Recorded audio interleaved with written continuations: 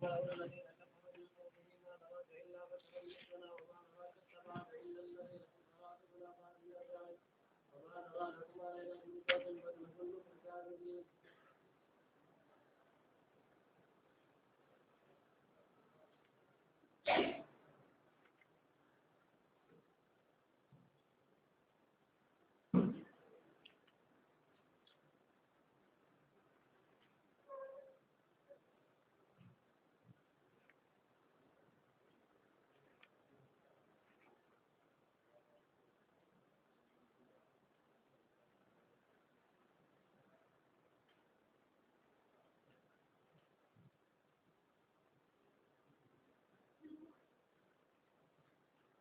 الله الرحمن الرحيم ولقد أرسلنا نوحا إلى قومه إني لكم نذير مبين قصہ اولا متعلق بتاوے اول پہلے دعوے کے متعلق ہے. وَلَقَدْ أَرْسَلْنَا نُوحًا إِلَىٰ قَوْمِهِ پہلا دعویٰ کیا تھا کہ پکار کے لائق صرف اللہ ہے. البتہ تحقیق بھیجا ہم نے حضرت نوح علیہ السلام کو إِلَىٰ قَوْمِهِ حضرت کی قوم کی طرف. إِنِّي لَكُمْ نَذِيرٌ مُبِينٌ بے شک میں واسطے تمہارے آگاہ کرنے والا ہوں. مبین ہوں کھول کھول کر. یہ تخویف اجمالی اور نذیر در صورت عبادت غیر اللہ کی عبادت کرنے کی صورت میں تمہیں اللہ کے عذاب سے ڈرانے والا ہوں. اللہ تعبدوا الا اللہ مقصد تبلیغ اللہ تعبدوا الا اللہ کہ نہ پکارو سوائے اللہ کے. یہ پیغام دے کر کہ کوئی نہ عبادت کرو سوائے اللہ کے کسی کی. انی اخاف علیکم عذاب یوم علیم بے شک میں یہاں انی سے تفصیل ہے. بے شک میں ڈرتا ہوں اوپر تمہارے عذاب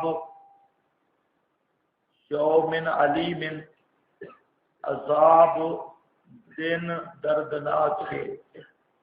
فقال الملأ الذین کفروا من قومہ بس کہا سرداروں نے صاحب اقتدار طبقہ نے وہ جو کافر ہوئے تھے من قومی حضرت کی قوم سے ما نرا کا نہیں دیکھتے ہم تجھ کو الا بشرم مثلنا مگر بشر اپنے جیسا. وما نرا کا اور نہیں دیکھتے ہم آپ کو کہ اتباع کی آپ کی الا الذین ہم مگر وہ لوگ جو ہم اراذلنا جو ہمارے کمینے ہیں. بادی الراج اور انہوں نے بھی اول والا میں بغیر سوچ سمجھ کے. وما نرا لکم علینا من فضل اور نہیں دیکھتے ہم تمہارے لیے علینا من فضل اپنے اوپر کوئی فضیلت بلکہ ہم یقین کرتے ہیں تم کو جھوٹا بالکل جھوٹا. حضرت نوح علیہ السلام کا واقعہ متعدد جگہ پر موجود ہے. جہاں جس انداز میں آیا پہلے بھی آپ نے پڑھا ہے لیکن جس انداز میں یہاں قرآن نے ذکر کیا بطور دلیل کے اور دلیل بھی دعوے پکار اللہ تعالیٰ کے سوا کوئی پکار کے لائق نہیں. یہاں ایک اپنا انداز ہے. حضرت نوح علیہ السلام کے متعلق مفسرین نے بات کی کہ ان کا اصل نام کیا تھا۔ بعض حضرات نے کہا کہ ان کا اصل نام ہے عبد الغفار، اور نوح یہ اپنی قوم کی فکر میں روتے تھے، اس لیے ان کا لقب پڑ گیا نوح۔ یہ قال بعض المفسرین، تفسیروں میں یہ بات ملتی ہے، واللہ عالم۔ زیادہ جو قرینے کی آس ہے کہ یہ نوح علم ہے، لقب نہیں۔ حضرت نوح علیہ السلام کا نام ہی نوح ہے۔ یہ جو عام طور پہ نام عبد الغفار تھا، یہ اسرائیلیات ہیں، اس میں قرآن کریم میں کوئی اشارہ نہیں کہ نام عبد الغفار تھا۔ اگر نام عبد الغفار ہوتا تو قرآن کریم کسی مقام پہ کچھ نہ کچھ اس کا اشارہ دیتا، لیکن قرآن کریم میں بالکل کوئی اشارہ نہیں۔ جہاں پر بھی ذکر ہوا لفظ نوح کے ساتھ ذکر ہوا۔ دوسری بات یہ ایک بات آپ پڑھتے ہیں نبی اور رسول میں کوئی فرق ہے یا نہیں، یہ علماء کی بات چلتی ہے کہ نبی اور رسول میں کوئی فرق ہے یا نہیں۔ بعض علماء کہتے ہیں کہ فرق ہے۔ نبی وہ ہوتا ہے کہ جو سابقہ شریعت کا داعی ہو، پہلے جو شریعت موجود ہے اسی شریعت کی دعوت دے، نبی ہے۔ اور رسول وہ ہوتا ہے جو نئی شریعت، نئی کتاب لاتا ہے، نئی کتاب اور نئی شریعت لاتا ہے۔ تو یہ بعض نے فرق کیا، اس میں بھی صحیح بات یہ ہے کہ یہ فرق نہیں۔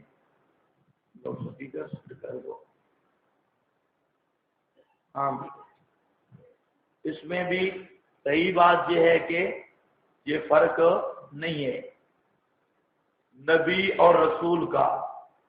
بعض علماء نے فرق کیا کہ نبی بہت ہیں، رسول 313 ہیں، اور یہ بھی ایک ضعیف روایت پر مبنی فرق ہے۔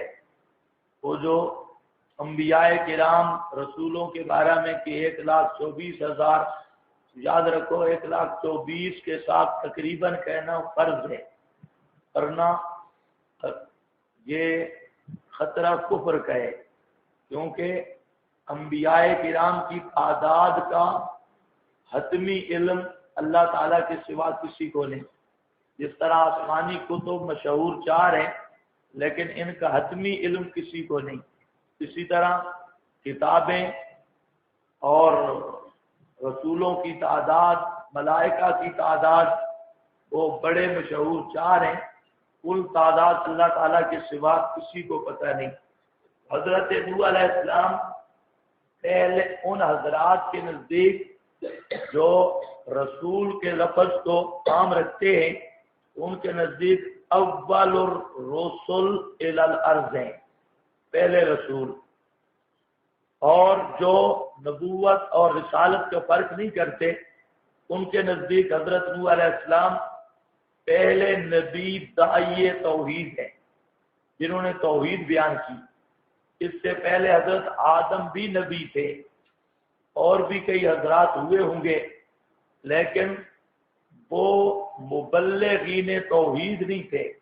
ویسے توحید بیان کی ہوگی، یعنی مشرک قوموں کی طرف ان کی بات نہیں تھا۔ پہلی قوم جو مشرک ہوئی اور پہلا رسول جس نے مسئلہ توحید مشرک قوم کے سامنے بیان کیا، وہ حضرت نوح علیہ السلام نے۔ اور حضرت آدم بھی نبی ہیں، اس کے ضمن میں ایک بات چلتی ہے نبوت آدم کی۔ بعض حضرات نے کہا کہ حضرت آدم نبی نہیں ہیں، ان کو کہیں ان کی نبوت ثابت نہیں، لیکن صحیح بات یہ ہے کہ حضرت آدم علیہ السلام نبی ہیں، اور ان کی نبوت قرآن و سنت اور اجماع امت سے ثابت ہے۔ جنہوں نے شرح کاج وغیرہ پڑھی ہے، وہ نبوت آدم کی بات وہاں پر ہو جاتی ہے، پڑھتے ہیں کہ حضرت آدم بھی نبی ہیں۔ حضرت نوح علیہ السلام کی دعوت سب سے زیادہ ہے، 950 سال مسئلہ بیان کیا، 950 سال، اور مسئلہ ایک، 950 سال ایک ہی تقریر ہے جو قرآن ذکر کرے گا، اللہ تعبدوا الا اللہ، یا قوم اعبدوا اللہ ما لکم من الہ غیرہ۔ تو ان کا مقابلہ بھی پہلی مشرک کے ساتھ ہے، پہلی مشرک قوم کے ساتھ، اور مشرک سے ٹکر لینے والے پہلے پیغمبر بھی حضرت نوح علیہ السلام ہیں، اس لیے ان کی محنت بھی بہت زیادہ ہے، وقت بھی بہت زیادہ ہے، 950 سال معمولی وقت نہیں، 950 سال دعوت کا زمانہ ہے۔ عمر کے متعلق مختلف اقوال ہے، لیکن دعوت حضرت نے دی ہے 950 سال، اور دعوت بھی کس انداز میں، سورۃ نوح میں اس کا پورا بیان ہے کہ دعوت بھی رب انی دعوت قومی لیلا و نہارا، نکالو ذرا،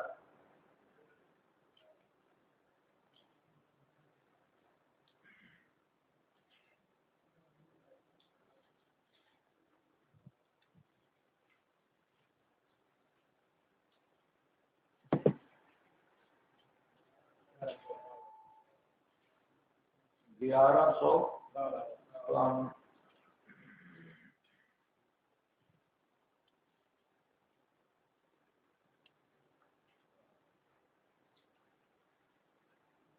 جہاں پر بھی اسی طرح انا ارسلنا نوحا الی قومہ ان انذر قومک من قبل ان یاتیہم عذاب علیم، قال یا قوم، حضرت نے فرمایا اے میری قوم، انی لکم نذیر مبین، میں ہوں واسطے تمہارے آگاہ کرنے والا کھول کر، ان اعبدوا اللہ، عبادت کرو صرف اللہ کی، واتقوہ، اور ڈرو اس سے، وَأَطِیعُونِ، اور میری اطاعت کرو، یغفر لکم من ذنوبکم وَیُؤَخِّرُکم الی اجل مسمی، پہلا نتیجہ بخش دے گا واسطے تمہارے گناہ تمہارے، اور ڈھیل دے گا تم کو ایک وقت مقرر تک، ان اجل اللہ، بے شک اللہ کا مقرر وقت جب آ گیا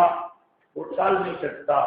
یہ ترغیب بھی دے رہے ہیں اور ڈراوا بھی ہے، ترہیب بھی، لو کنتم تعلمون، بس یہ آخر پہ 950 سال دعوت دینے کے بعد حضرت کا مناجات ہے اور قوم کی شکایت ہے۔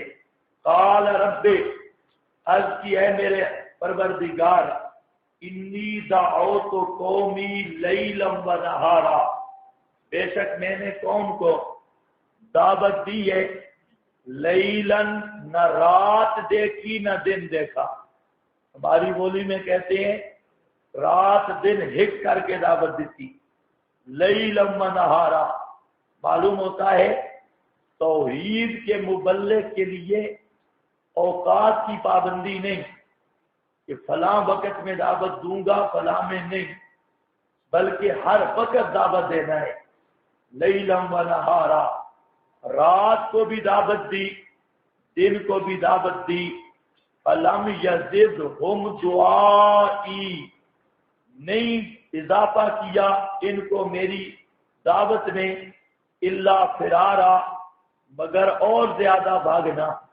میں دعوت دیتا تھا یہ پہلے سے بھی زیادہ بھاگ جاتے تھے اور یہ مانتے نہیں تھے، وَإِنِّي كُلَّمَا دَعَوْتُهُمْ، اور میں نے جب کبھی بھی ان کو دعوت دی ہے مسئلہ توحید کی، تاکہ تو ان کو بخش دے، کیا مطلب، تاکہ میری دعوت مان لیں اور تو انہیں بخش دے۔ اب ذرا خیال کرنا ہے، جعلوا اصابعهم فی آذانہم، قوم نے کیا کیا، انہوں نے کر دی انگلیاں اپنیاں فی آذانہم، اپنے کانوں میں، حالانکہ اصبع یہ پوری انگلی کو کہتے ہیں، پوری انگلی کو کان میں نہیں جاتی، یہ مبالغہ ہے کہ یہ انامل تھے، انگلیوں کے پورے انہوں نے داخل کیے، لیکن وہ مشرک اتنا دعوت توحید سے متنفر تھے کہ آگے انگلی جا نہیں سکتی تھی، نہیں تو پوری اصابع بھی وہ اپنے کانوں میں ٹھونسنے کے لیے تیار تھے، اس لیے اصابع کا ذکر کیا۔ جعلوا اصابعهم فی آذانہم واستغشوا ثیابہم، اور انہوں نے کپڑے لپیٹ لیے۔ کیا مطلب ہے؟ اس کے دو مطلب ہیں، واستغشوا ثیابہم، اور ڈھانپ لیے انہوں نے کپڑے اپنے۔ کیا مطلب؟ کہ حضرت نوح کا چہرے پہ ہماری نظر نہ پڑے، اس لیے انہوں نے اپنے آپ کو کپڑوں سے ڈھانپ لیا کہ وہابی کا چہرہ نظر نہ آئے اور ہماری نظریں اور ان کی نظریں ہمارے چہرے پہ نہ پڑے۔ ایک دوسرا یہ بھی ہے کہ انگلیاں دے کر نہ آواز حضرت نوح کی پھر بھی آ رہی تھی، انہوں نے اوپر سے کپڑے بھی لپیٹ لیے تاکہ ادھر کانوں میں انگلیاں، اوپر سے کپڑے پکے کر کے حضرت نوح کی وہابی کی آواز ہمارے کانوں میں نہ آئے۔ اس طرح کیا۔ آج بھی مشرک ایسا کرتا ہے، آپ جب بات کریں گے، مسئلہ بیان کریں گے تو ایسے آج بھی مشرک ہیں، اور وہ کانوں میں انگلیاں ٹھونس دیں گے اور آپ کی شکل دیکھنا گوارا نہیں کریں گے، حضرت نوح کی شکل نہیں دیکھنا چاہتے۔ وَأَسَرُّوا، یا اللہ بڑے اڑے رہے، وَاسْتَكْبَرُوا، بڑے بنے، بڑے تکبر کیا، استکباراً، میری اطاعت سے بہت تکبر کیا۔ پھر کیا ہوا؟ اب ذرا دیکھو نا کہ قوم نے اپنی انگلیاں کانوں میں کر لی، اوپر سے کپڑے اوڑھ لیے، فرتے کراہت سے کہ حق والا ہم کو نہ دیکھے اور نہ ہم اس کو دیکھیں، اور بڑے تکبر کیے، بڑی دھمکیاں دی۔ بس تکبروا استکباراً، بڑے بنے، بڑے تکبر کیے۔ پھر میں نے دعوت چھوڑ دی؟ نہیں، ثم انی دعوتہم، یہ وہ تو بڑے بنے رہے، بڑے انہوں نے تکبر کیے، لیکن چھوڑا میں بھی نہیں، انہوں نے انکار کیے کانوں سے۔ بات سمجھو، یہ انداز ہے، یہ داعی توحید کا قرآن انداز بیان کر رہا ہے کہ اگلا آدمی نہ مانے تو دعوت بند کر دو گے؟ نہیں، انہوں نے کان بھی بند کر دیے، کپڑے بھی اوڑھ لیے، دھمکیاں بھی بڑیاں دیں، بس تکبروا، چیلنج بھی بڑے کیے، گالیاں بھی بڑیاں نکالیاں اور دھمکیاں بھی بڑیاں دی، لیکن ثم انی دعوتہم، پھر میں نے ان کو دعوت دی جہاراً علی الاعلان، ڈنکے کی چوٹ پر دعوت دی اور کھل کر دعوت دی۔ ثم انی اعلنت لہم واسررت لہم اسرارا، پھر یا اللہ میں نے اعلنت، اعلان بھی کیا، ان کی مجالس میں جا کر دعوت عام بھی دی، اور واسررت، عمومی گشت بھی کیا، اعلنت، اور اسررت، خصوصی گشت بھی کیا، ان کو ایک ایک کر کے بھی سمجھایا۔ اسررت لہم اسرارا، ان کو ایک ایک فردن بھی جا کے دعوت دی۔ فقل، تو میں نے انہیں کہا کہ اپنے رب سے معافی مانگو، انہو کان غفارا، آگے پھر ترغیب ہے۔ یہاں مقصد کیا ہے؟ اللہ رب العزت نے حضرت نوح کی دعوت کے چند عنوان ذکر کیے۔ ایک تو وہ دعوت مسلسل ہے، اور وہ کیا ہے؟ لیلم و نہارا، یہ آپ لوگوں کے لیے نمونہ ہے کہ داعی توحید وہ کبھی سستی نہ کرے، ہر وقت اللہ کی توحید کی دعوت دے۔ اور پھر فلم یزدہم سے بتا دیا، مشرکین ہر دور میں نبیوں سے بھاگتے ہیں، اگر آپ سے بھاگ جائیں تو کون سا مسئلہ ہے؟ وہ تو نبی سے بھی بھاگ رہے ہیں اور نبی کی بات بھی ماننے کے لیے تیار نہیں، اور نفرت اتنی آگے ان کی نفرتیں ذکر کی، پھر فرمایا ثم انی دعوتہم، پھر میں نے ان کو دعوت دی۔ یہ اصل مقام ہے کہ یہ استقامت علی الدعوت ہے، دعوت میں تسلسل بھی ہو اور استقامت بھی ہو، کسی کی کوئی پرواہ نہ ہو، کوئی گالیاں نکالے، کوئی تہمتیں لگائے اور کوئی غیبتیں کرے، جو مرضی کرتا رہے، دعوت میں کبھی کمی نہ ہو۔ اور اسی طرح استغفروا ربکم سے معلوم ہوتا ہے کہ دعوت میں ہمدردی بھی ہو، لفظ نذیر بھی ایسے ڈرانے والے کو کہتے ہیں جو ہمدرد ہو۔ ڈاکو ڈراتا ہے اور ڈاکو کو نذیر نہیں کہتے، استاد ڈرائے تو استاد نذیر ہے، والد ڈرائے تو والد نذیر ہے۔ کیوں؟ نذیر ایسا ڈرانے والا جس میں ہمدردی بھی ہو، شفقت بھی ہو۔ ایسے نبی ایسا نذیر ہوتا ہے جو ہمدردی سے ڈراتا ہے، جیسے والد اولاد کو جب کسی کام سے ڈراتا ہے تو مقصد ہوتا ہے خیر خواہی کا جذبہ۔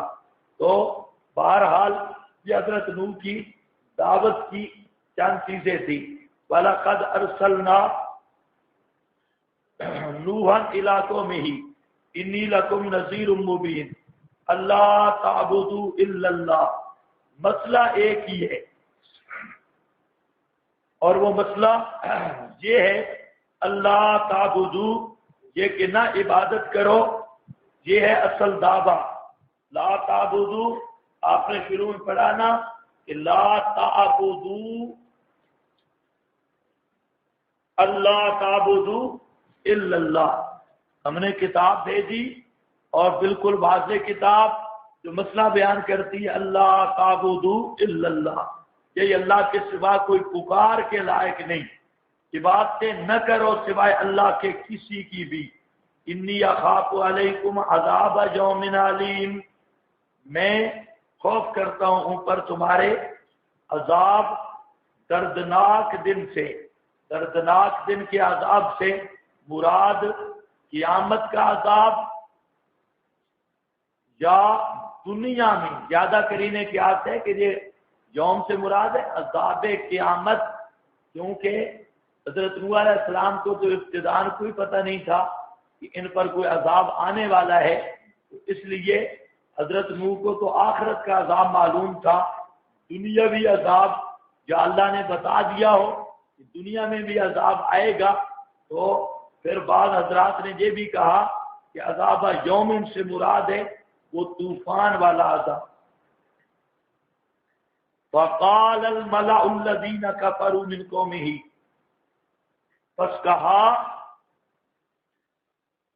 صاحب اقتدار طبقہ نے، الذين كفروا جنہوں نے کفر کیا تھا، من قومه حضرت کی قوم سے، ما نراکا، اب قوم کی چند حماقتوں کا ذکر ہوگا، لیکن یہ یاد رکھ لیں کہ قوم نوح چونکہ پہلی مشرک قوم ہے، پہلی مشرک قوم کو شیطان نے جو پٹی پڑھائی، آخر تک آج تک مشرکین کی ذہنیت ہوئی ہے، آج تک وہی ذہنیت ہے مشرکین کی جو پہلے دن شیطان نے مشرکوں کے ذہن میں بات ڈالی، آج تک کا غالی مشرک اسی پہلے دن والے مذہب پہ پختہ ہے۔ اب دیکھو، فقال الملأ الذین کفروا، پس کہا سرداروں نے، الذین کفروا جنہوں نے کفر کیا تھا، من قومہ حضرت کی قوم سے، ما نراکا، حماقت اولا، ما نراکا نہیں دیکھتے ہم تجھ کو، الا بشرم مثلنا مگر بشر اپنے جیسا، بشرم مثلنا یعنی بشر کا نبی ہونا بالکل غلط ہے، بشر نبی نہیں بن سکتا۔ یہ پہلی مشرک قوم تھی، اور آج کا مشرک کیا کہتا ہے؟ آج کا مشرک نہیں کہتا کہ بشر رسول نہیں ہو سکتا، بشر ہو کے عرشاں سے جا کوئی نہیں سکتا۔ ہم جب سکول پڑھتے تھے، ایک بابا تھا، وہ بابا صبح صبح لاؤڈ سپیکر کھول لیتا تھا، تو وہاں پر پھر لاؤڈ سپیکر پہ بابے کی سر بھی ایسی بوڑھی تھی، اور وہاں پر پھر شروع کرتا کہ بشر ہو کہ عرشاں سے جا کوئی نہیں سکتا، حقیقت محمد دسا کوئی نہیں سکتا، بشر ہو کہ عرشاں سے جا کوئی نہیں سکتا، حقیقت محمد دسا کوئی نہیں سکتا۔ ہاں اے اس نال رلدا ہے ملدا ہمیشہ، یہ چپ دی جائے الا کوئی نہیں سکتا، کہ پتہ نہیں اور بھی نال توارا اور بھی ساتھ وہ گھٹتا تھا۔ اور کبھی رات کو اٹھ کے کہتا کہ میں لج پالاں دے لڑ لگیاں، میں لج پالاں دے لڑ لگیاں، بابا تھا بالکل بوڑھا، اور ہم کہتے پتہ نہیں یہ زنانی کب سے بن گیا۔ بابا کہتا میں لج پالاں دے لڑ لگیاں، میرے تو غم پرے رہندے، میں غوث آدم دا منگتا ہاں، میرے پلڑے بھرے رہندے۔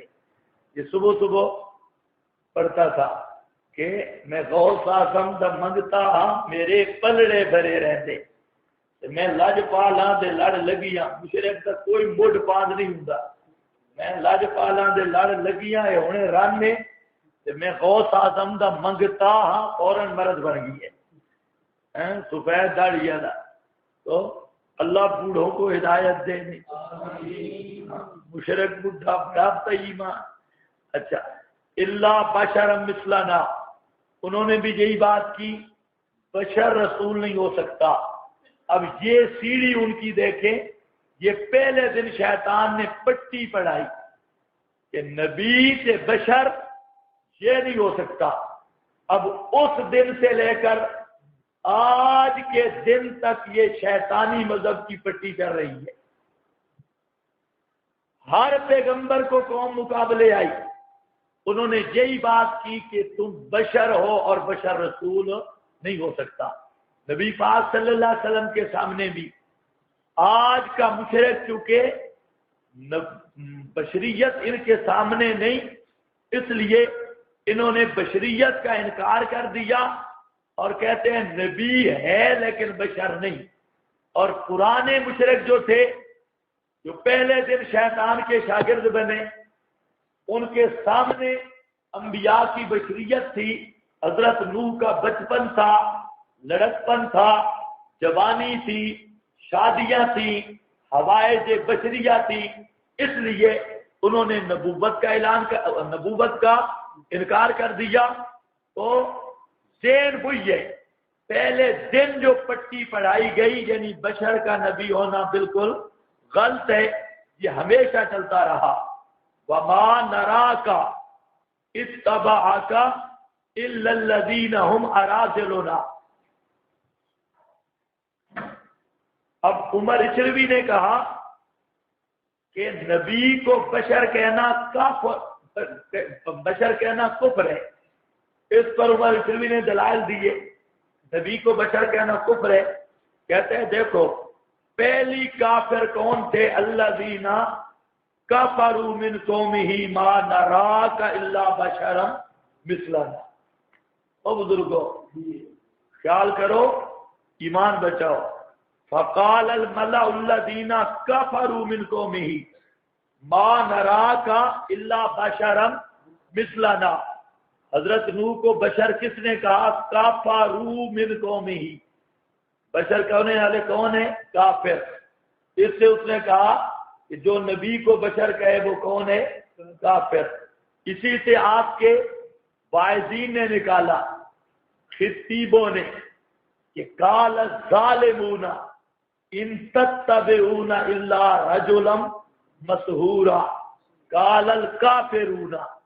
کافروں نے یہ بات کی کہ نبی پر جادو ہو گیا، لہذا جو نبی پر جادو کا اثر مانے وہ کافر ہے۔ یہ استدلال کوئی نیا نہیں، عمر اچھروی پہلے کر چکا ہے۔ مولوی عمر اچھروی کا استدلال یہ ہے کہ کافروں نے نبی کو بشر کہا، اب جو نبی کو بشر کہے وہ کافر۔ ان نے کہا ظالموں نے سحر کا اثر مانا، لہذا جو سحر کا اثر مانے وہ ظالم ہے۔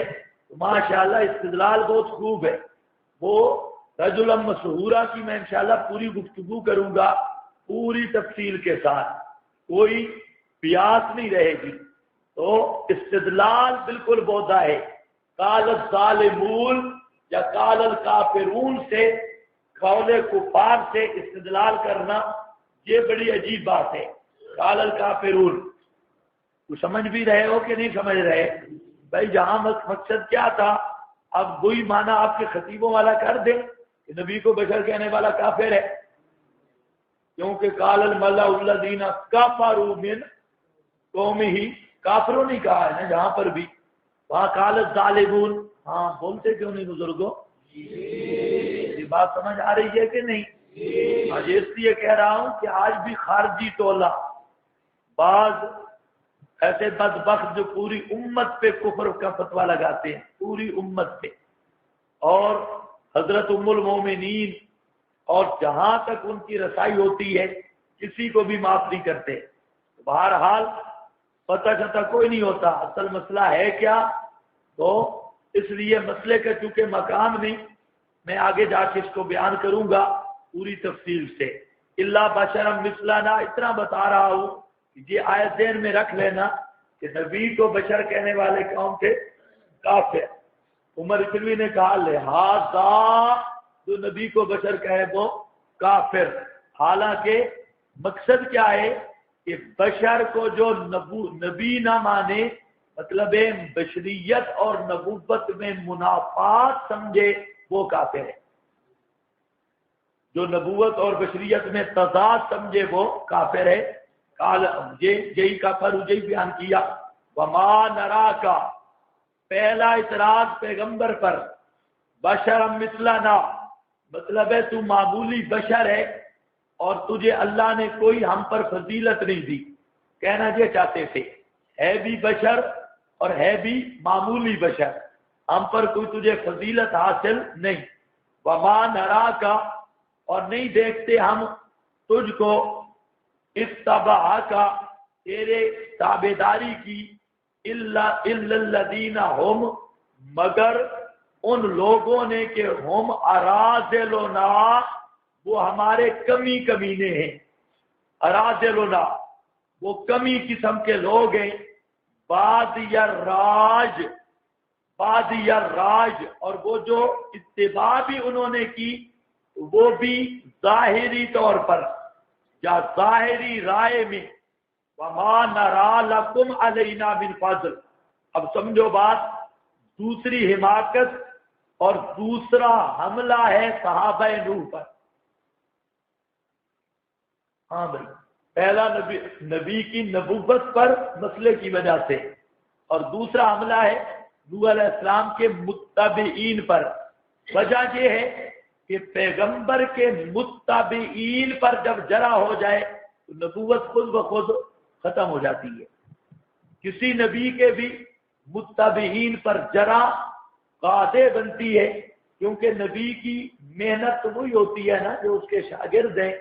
تو اب اگر آپ کا پر شاگرد پر اگر کوئی جرح کرے، کوئی کہے کہ مسجد اقصی میں جتنے مولوی بیٹھے ہیں بالکل فارغ ہیں، جس طرح کچھ لوگ کہتے ہیں کہ یہ سرنول اور مسجد اقصی میں جو طالب علم اکٹھے ہو جاتے ہیں یہ صرف روٹی کے پیچھے اکٹھے ہوتے ہیں، ادھر روٹی کے پیچھے جو آتے ہیں۔ تو ایک مولوی صاحب مجھے کہتا ہے کہ وہاں اس لیے طالب علم آ جاتے ہیں، وہاں روٹی چھوٹی اچھی ملتی ہے۔ میں نے کہا یہ تو اللہ کا شکر ہے، اس میں کوئی شک نہیں، روٹی اچھی ملتی ہے، لیکن وہاں پر وہ روٹی پچانا بڑی مشکل ہے۔ روٹی تو اچھی ملتی ہے لیکن روٹی پچانا بڑی مشکل ہے۔ اگر آپ کے شاگرد جہاں پر کوئی بیٹھ سکتے ہیں، ساری رات بیٹھنا، اور وہ بھی روزوں میں، روزے کے بعد تو آدمی جان ہل نہیں سکتی، لیکن پوری رات سحری تک بیٹھنا میرا خیال ہے کچھ مشکل ہی ہے روٹی ہضم کرنا، اور 5-5 6-6 گھنٹے پڑھنا، اور یہ باتیں کرنے والے وہ ہوتے جو 2.5-3 گھنٹے آیا جہاں کی بس کیا، بس اپنی یہ حالت ہے۔ لیکن وہ جو ادھر اکٹھے ہوتے ہیں روٹی کے لیے اکٹھے ہوتے ہیں۔ انہوں نے بھی کہا کہ یہ جو آپ کے متبعین ہیں یہ بھی سارے ایسے اراذلونا، یہ ہمارے بھوکے بھوکے لوگ جن کو کوئی پوچھتا نہیں تھا، تو یہ آپ کے ارد گرد جمع ہو گئے۔ کوئی ہمارا کام کا آدمی تو آپ کی بات نہیں مان رہا نا۔ دوسرے لفظوں میں یہ چند دیہاتی اکٹھے کر لیے ہیں۔ اراذل کہتے ہیں کمی کمینے، ایک ہوتی ہے بڑی قومیں اور ایک ہوتے ہیں کمی کمینے چھوٹی قوموں والے آدمی، اور جن کی کوئی حیثیت نہیں معاشرہ میں، وہ آپ کے متبعین ہیں۔ لہذا آپ کی نبوت کون سی ہے؟ آپ فخر کر رہے ہیں کہ میرے پاس میرے ماننے والے بھی ہیں۔ ماننے والے ہیں کون؟ اراذلونا، ہمارے ذلیل قسم کے لوگ اور رذیل قسم کے لوگ، اور وہ جو ہیں بادی الراج۔ اس کے تین مطلب ہیں بادی الراج کے۔ ایک تو لفظ بادی، یا تو یہ ہے بدآ سے، بدآ سے ہو، یا یہ ہے بدوب سے، بدوب بدآ سے ہو، تو مطلب یہ ہے کہ آپ کی اتباع کرنے والے انہوں نے سوچا سمجھا کچھ نہیں، کوئی سوچا سمجھا نہیں۔ ایک آدمی جب دعوت دیتا ہے نا، کوئی مسئلہ بیان کرتا ہے، تو پہلی دفعہ انہوں نے قبول کر لیا، حالانکہ کچھ دیر انہوں نے غور کرنی تھی، سوچنا تھا کہ یہ دعوت صحیح ہے یا نہیں، لیکن انہوں نے جلد بازی میں آپ نے دعوت دی، انہوں نے سوچا موچا کوئی نہیں، بس انے واہ، ہماری بولی میں انے واہ، انہوں نے ایسے پہلی اول والے میں ہی تیری دعوت کو قبول کر لیا بغیر سوچ و بچار کے۔ لہذا ان کا قبول کرنا کیونکہ سوچ پر مبنی نہیں ہے، اس لیے چندہ کوئی حیثیت نہیں رکھتا، یہ کہنا تھا۔ اور اگر یہ ہو بادی بدوم سے، تو بدوم کا معنی ہوتا ہے ظاہر کرنا، ظاہر ہونا، ظاہر کرنا۔ مطلب یہ ہوگا بادی الرائے کہ انہوں نے ظاہری رائے میں آپ کو نبی مان لیا ہے، آپ کی دعوت قبول کی ہے، ان کے اندر سوچ بچار کوئی نہیں۔ ہم پڑھا لکھا طبقہ جو روشن خیال ہیں، ہم تو نہیں مانتے، اور یہ جو ظاہری رائے والے ہیں، ان پڑھ قسم کے لوگ اور جٹ قسم کے لوگ، جن کی سوچ اور بچار نہیں ہے۔ بھئی آدمی دو قسم کے ہوتے ہیں نا، ایک تو سیدھے سادے، بس ان کے سامنے ظاہری جو بات بھی رکھ دو وہ سبحان اللہ اور بے شک، تو سمجھ رہے ہو کہ نہیں؟ اور بعض وہ ہوتے ہیں بزرگ جو سوچ میں پڑ جاتے ہیں، پہلے سوچتے ہیں کہ یہ کیا کہہ رہا ہے، سوچ کر پھر قبول کرتے ہیں۔ تو بادی الرائے کا مطلب ہوگا کہ انہوں نے سوچا کوئی نہیں، تو نے دعوت دی اور انہوں نے کہہ دیا بے شک، اس لیے ان کا ماننا کوئی فائدہ نہیں۔ اور تیسرا معنی بادی الرائے کا کہ ظاہری رائے میں، یعنی زبانی کلامی انہوں نے تیری دعوت مانی، اندر سے یہ بھی تیری دعوت کو ماننے کے لیے تیار نہیں، مطلب ہے منافق ہے، اوپر سے مار رہے ہیں، اندر سے دل میں ان کے بھی ماننے کی بات نہیں۔ اب ذرا دیکھو، یہ پہلی مشرک اور کافر قوم نوح علیہ السلام پر جو اعتراض کر رہی ہے، آج تک کافر کا کوئی اعتراض ہے یا نہیں ہے؟ کوئی پٹی آج تک چل رہی ہے یا نہیں چل رہی؟ اس امت کے بھی بدبخت صحابہ کرام کو بکواس کرنے کو عبادت سمجھتے ہیں، اور بالکل جو انہوں نے کہا اراذلونا، ان کے نزدیک شیعہ ہوں، مودودی ہوں، یا ان حضرات کے نزدیک صحابہ کی کوئی عزت نہیں، بلکہ شیعہ یہی کہتے ہیں، وہ اراذلونا کہتے، اور شیعہ کہتے ہیں ابو بکر عمر عثمان سے بڑھ کر کوئی دنیا میں کافر نہیں گزرا معاذ اللہ، اور کوئی ان سے بڑھ کر شریر نہیں گزرا، ساری دنیا میں سب سے بڑے شرارتی یہ گزرے ہیں، کافر یہ گزرے ہیں۔ وہی بولی ہے جو اس وقت کے کافروں کی بولی تھی، یہ کافر بھی وہی بولی بول رہا ہے۔ اور اسی طرح آپ اگر یہودیوں سے پوچھیں کہ تمہاری قوم میں سب سے بہتر لوگ کون تھے، تو یہودی آپ کو جواب دیں گے اصحاب موسیٰ، ہماری قوم میں حضرت موسیٰ علیہ السلام کے لوگ وہ سب سے افضل تھے۔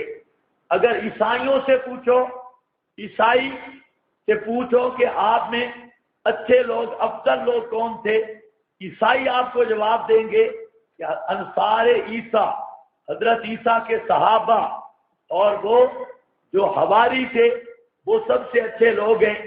لیکن باعث شیعہ مذہب ایسا ہے، اگر شیعہ سے آپ پوچھیں کہ سب سے شریر اور سب سے بڑے مجرم اور شرارتی کون تھے، یہ کہیں گے اصحاب محمد صلی اللہ علیہ وسلم۔ آپ اندازہ کر لیں نا، ذہن کا اندازہ کر لیں، یہودی اور عیسائی، دنیا کا ہر کافر اگر کسی کو مقدس شخصیت سمجھتا ہے تو اس کے متبعین کی تعریف کرتا ہے، چاہے ہندو ہو سکھ ہو، اپنے مقدس شخصیات کی صحبت کا احترام کرتا ہے۔ دنیا میں واحد مذہب شیعہ ایسا ہے جو سب سے بڑا دشمن ہے صحبت رسول کا، سب سے بڑا دشمن، اور اس کی مثال دنیا میں نہیں ملتی، سب سے بڑا دشمن۔ اور کسی قوم میں بھی آپ کو مثال نہیں ملے گی، ہندوؤں میں، سکھوں میں، بدھ مذہب میں، یہودیوں میں، عیسائیوں میں، اور جتنے گنتے جاؤ، جو مذہب والے بھی مذہبی مقدس شخصیات کے صحبت اور پیروکاروں کی تعظیم کرتے ہیں، مزہ کرتے ہیں۔ لیکن ایک ہی بدبخت ٹولہ جو صحابہ کرام کے خلاف، اور دوسرا اصل منافقین، یہ تو ہے مرتدین، یہ رافضی ہیں مرتدین، اور منافقین ہیں مودودی جی، ان پہ منافقت کی چھاپ ہے، اور بات بات پہ زہر اگلیں گے، بات بات پہ زہر اگلیں گے۔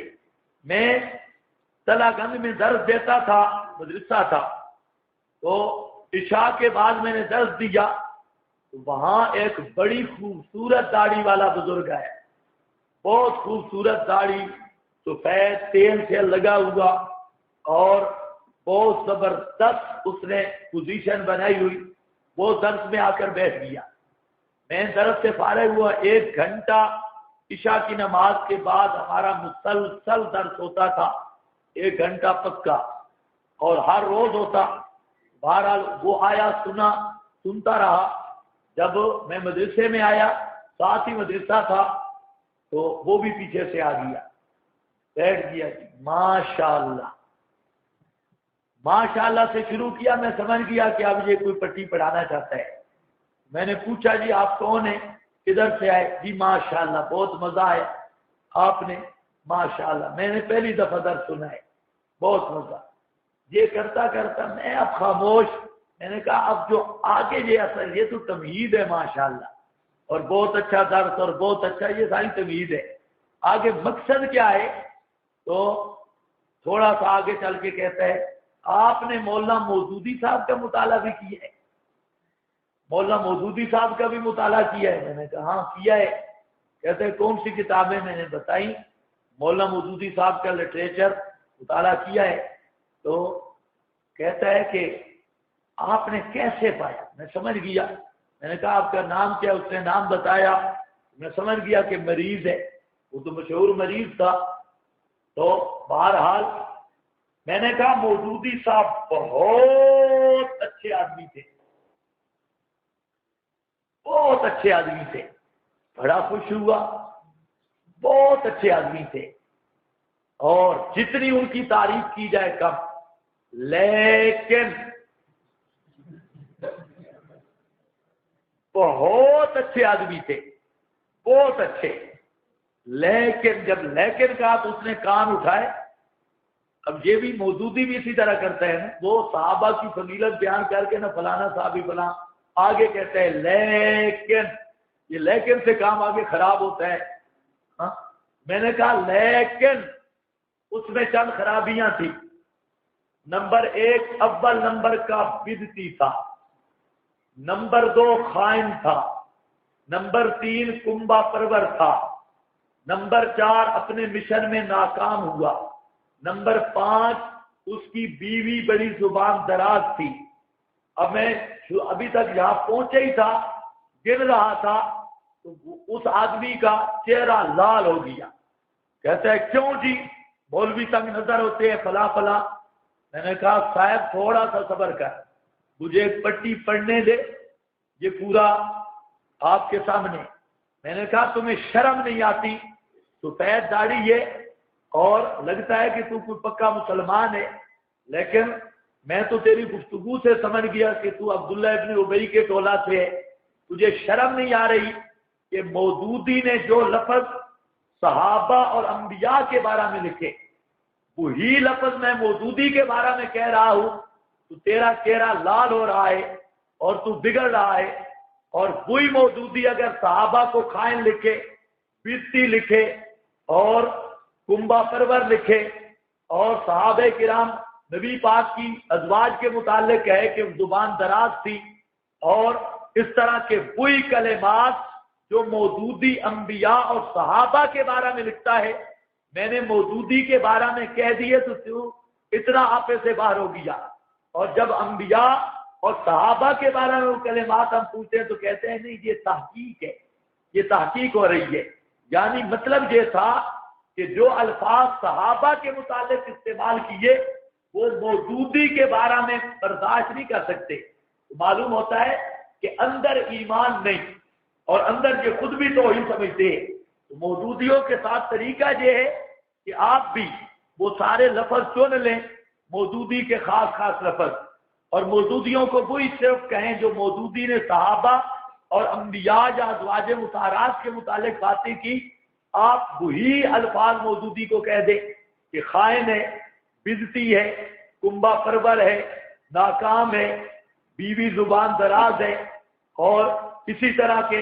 اور قرآن و سنت کی صریح خلاف ورزی کی ہے مودودی نے، کیونکہ وہ بے ایمان کہتے ہیں حضرت معاویہ اور ان کے گروہ نے قرآن پاک قرآن و سنت کی صریح خلاف ورزی کی. تو وہی لفظ ہم بول دیتے ہیں مودودی پر اور ان کو کہتے ہیں فیصلہ تم پہ ہے. اگر مودودی کے حق میں تم یہ مان لو تو پھر چلو تمہارا دیکھ لیں گے تحقیق تنقید کہ کیا کس حد تک ہے. لیکن جو لفظ تم مودودی کے حق میں بھی ماننے کے لیے تیار نہیں تو پھر ہم بھی اس حدیث پر عمل کرنے پر مجبور ہیں. اذا رأیتم الذین یسبون اصحابی فقولوا لعنۃ اللہ علی شرکم. جب دیکھو کوئی صحابہ پہ تنقید کر رہا ہے اس کا علاج اس کو کہو قولوا لعنۃ اللہ، اس کو کہو گھر لانتی ہے بے ایمان، لعنۃ اللہ علی شرکم ہے بوذی بے ایمان لانتی ملعون. اس کو 2-4 صلواتیں سناؤ. اس لیے فقولو جو فا ذکر کیا گیا وہ درمیان میں گفتگو نہیں کرنے دیتا. فا کا مطلب ہے درمیان میں اور کوئی بات نہ ہو، ایک ہی بات ہو کہ گھر لانتی بے ایمان ہے چبلا. تو وہی بنیاد ہے قوم نوح نے رکھی اور وہی بنیاد ہر دور کے مشرک نے رکھی. پیغمبر پر بھی اعتراض اور نبی کی نبوت پر جرح کرنے کے لیے صحابہ پر بھی اعتراض. وما نراکا اور نہیں دیکھتے ہم آپ کو اتبعکا کہ تابعداری کی تیری الا الذین هم اراذلنا مگر وہ جو اراذلنا. اراذلنا حاشیے پر کیا لکھا ہے؟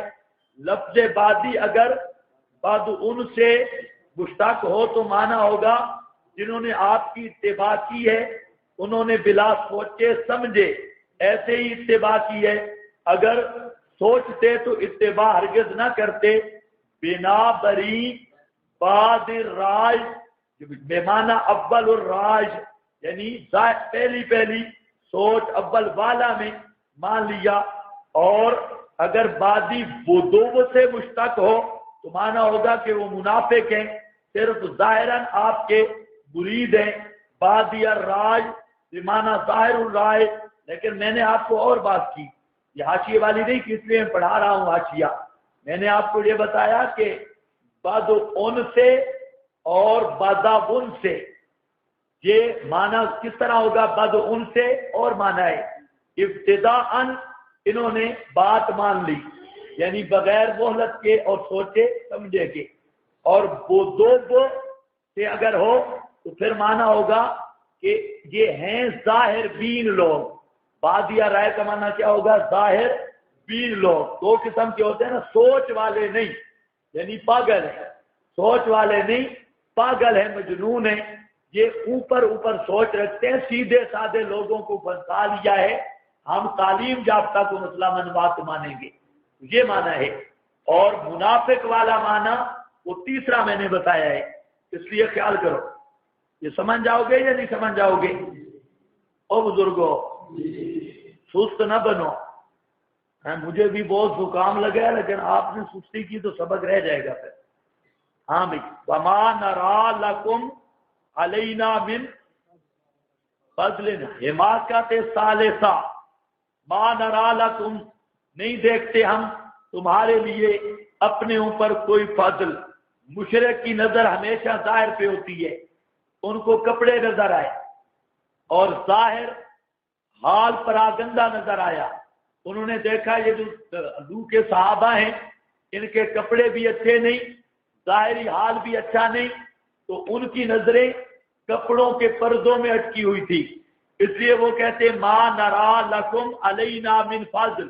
آج بھی ایسا ہوتا ہے، آج بھی، کہ اگر ظاہری ٹیپ ٹاپ ہو وہ ہفتہ تک صاف، صحیح کاٹن شاٹن لگاؤ، پگوڑ شگوڑ لگاؤ، اینک رومال زبردست، اور جہاں پر اینکاں بھی جہاں پر ہوں چمک رہی ہوں، اوپر سے اگر رومال ہو، اور پھر آدمی آ رہا ہو اندر کوئی چیز بھی نہ ہو، لوگ کہتے ہیں یہ شیخ الاسلام ہے، شیخ الحدیث ہے، یہ فلانا ہے، اتنا بڑا مولوی۔ یہ جو پیر لوگ ہوتے ہیں نا، آپ میں بھی کئی پیر بنیں گے، اللہ محفوظ رکھے، تو یہ پیر لوگ ظاہری ٹیپ ٹاپ سے لوگوں کو مرعوب کرتے ہیں، صرف ظاہری ٹیپ ٹاپ اور ظاہری بناوٹ اور تصنع سے۔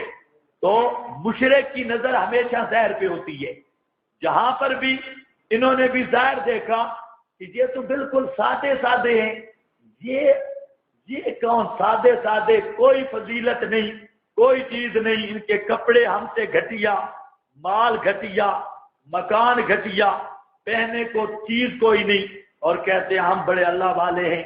اللہ والے ہوتے تو ان کو مال نہ ملتا، اللہ والے ہوتے تو ان کے کاٹن نہ ہوتے، اللہ والے ہوتے تو ان کی کوٹھیاں نہ ہوتی، یہ مانگنے کو ملتا کچھ نہیں اور بڑے اللہ والے بن گئے۔ وَمَا نَرَا لَكُمْ عَلَيْنَا مِنْ فَضْلٍ، اور نہیں دیکھتے ہم تمہارے لیے اپنے اوپر کوئی فضیلت بھی نہیں، بلکہ ہم تم سے افضل ہیں۔ بَلْ نَظُنُّكُمْ كَاذِبِينَ، فضیلتیں چھوڑو، ہم یقین کرتے ہیں تم کو بالکل جھوٹا، تم جھوٹے ہو۔ قَالَ جَاءَكُمْ، اب جوابی تقریر حضرت نوح کی، یہ تو مشرکوں کی تقریر تھی، اب حضرت نوح علیہ السلام کی تقریر ہے۔ فرمایا قال جاءکم، اے میری قوم، ارأیتم ان کنت علی بینۃ من ربی، ارأیتم، یہ تو بتاؤ مجھ کو، اگر ہوں میں علی بینۃ، اوپر واضح روشن دلیل کے، میرے ربی، اپنے رب کی طرف سے، اور عطا کیا ہو مجھ کو رحمتن، خاص رحمت، من عنده ہی، اپنی طرف سے، فامیت علیکم، پس پوشیدہ کر دی گئی ہو اوپر تمہارے، تو میں کیا کروں، مجبور ہوں۔ اگر تمہیں کوئی فضیلت نظر نہیں آتی نا، تم جو اندھے ہو گئے ہو، نبوت سے بڑی فضیلت کیا ہو سکتی ہے؟ اللہ نے مجھے نبوت دی ہے اور ان کو ایمان دیا ہے، اور امیت علیکم، لیکن تم اندھے بن جاؤ تو میں کیا کر سکتا ہوں؟ تم اندھے ہو اور ظاہر کو देख रहे हो, इनके बातिन में ईमान का नूर चमक रहा है और ईमान की रौनक है, और अल्लाह ने मुझे नबुव्वत दी। अगर तुम्हारी नजरें कपड़ों पे रहें और जहरी टीप टाप पे रहें, फहुम्मियत अलैकुम, और जो अल्लाह ने हमको मकाम और फजीलत दी उस पर तुम्हारी नजरें ना जाएं, तो मैं क्या कर सकता हूं? क्या हम लाजिम कर सकते हैं वो बात तुम पर, बान तुम लहा कारेहुल, हालांकि हो तुम कारेहुल, ना पसंद करने वाले। मतलब क्या है कि मेरा काम है बतलाना, मैं मनवा तो नहीं सकता।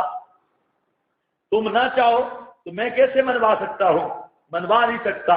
जा कौम ला असालुकुम अलैहि माला, ऐ मेरी कौम, नहीं मांगता मैं ऊपर इस दावत तौहीद के मालन, कोई माल, इन अजरिया इल्ला अल्लाह, मालन, कोई माल नहीं मांगता, कोई माल नहीं मांगता। और मतलब क्या है, मेरी दावत भी खालिस है और है भी बिला गर्ज, दावत भी खरी। दो चीजें होती हैं दावत के अंदर, एक तो दावत सही हो, गोल मोल दावत ना हो, और दूसरा गरज सही हो, दावत देने से मकसूद कारोबार ना हो। आजकल तो कारोबार बन गया और बहुत सारे हजरात की बिजनेस है दावत, दावत देनी है और कारोबार है, और उसमें बाकायदा ऐसी फीसें होती हैं, अगर 5 रुपए कम हो जाए, 100-200 मुरीद के पास ना हो तो आइंदा साल टाइम नहीं मिलेगा, चाहे तुम जितनी भी सिफारिशें कर लो। पिछले साल के इतना गुस्सा, पिछले साल वाले पैसे कम हो आइंदा, तो ख्याल करो ऐसी दावत का कोई फायदा नहीं। भाई दावत कोई काम तो मौलवी खुदा के लिए भी करें ना, हर चीज पे पैसे, हर चीज पे पैसे, हर चीज पे रुपया।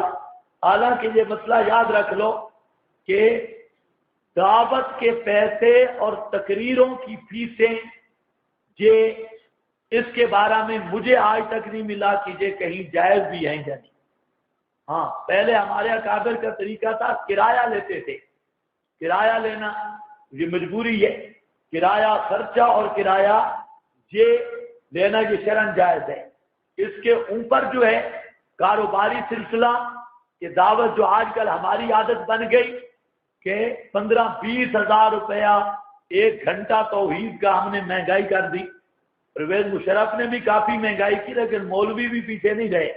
तो इसलिए याद रखो कि ये जो तकरीरों वाली फीसें हैं और जायदा जरूरत, बहरहाल मुझे इसके जायज होने की कोई सूरत नहीं मिली, बल्कि अगर इंसाफ से देखा जाए तो ये जायज नहीं बनती। हाँ, पहले हमारे बुजुर्गों का ये तरीका था कि वो जब जाते तो सिर्फ किराया ले लेते और जो खर्चा हो वो ले लेते, और जो जायज चीजें हैं इखलास के तो बिल्कुल मुनाफी हैं, बिल्कुल मुनाफी। लेकिन जायज हैं या नहीं, हुर्मत का फतवा तो नहीं देता, लेकिन दिल इसी तरह मैल होता है कि ये बिल्कुल जायज नहीं होनी चाहिए। बहरहाल मुफ्ती तो आप हैं, फतवे आप लगाएंगे, तो हम यही समझते हैं कि इस तरह जवाज नहीं। हर पैगंबर ने दावत यही दी, और आप फिर कहते हैं या कौम, ए कौम, मैं ला असअलुकुम अलैहि माला, मजा तो आया ना दावत का, ला असअलुकुम। और जब फीसें, चंदे और इस तरह के पैसे लेकर दावत देंगे, फिर आप उनके सामने बिल्कुल शर्मिंदा होंगे, और वहां दावत फिर क्या दोगे? पैसों वाला मुल्ला, पैसों के पीछे लगने वाला दावत नहीं दे सकता। दावत वही देगा कि बगैर लालच के दावत हो।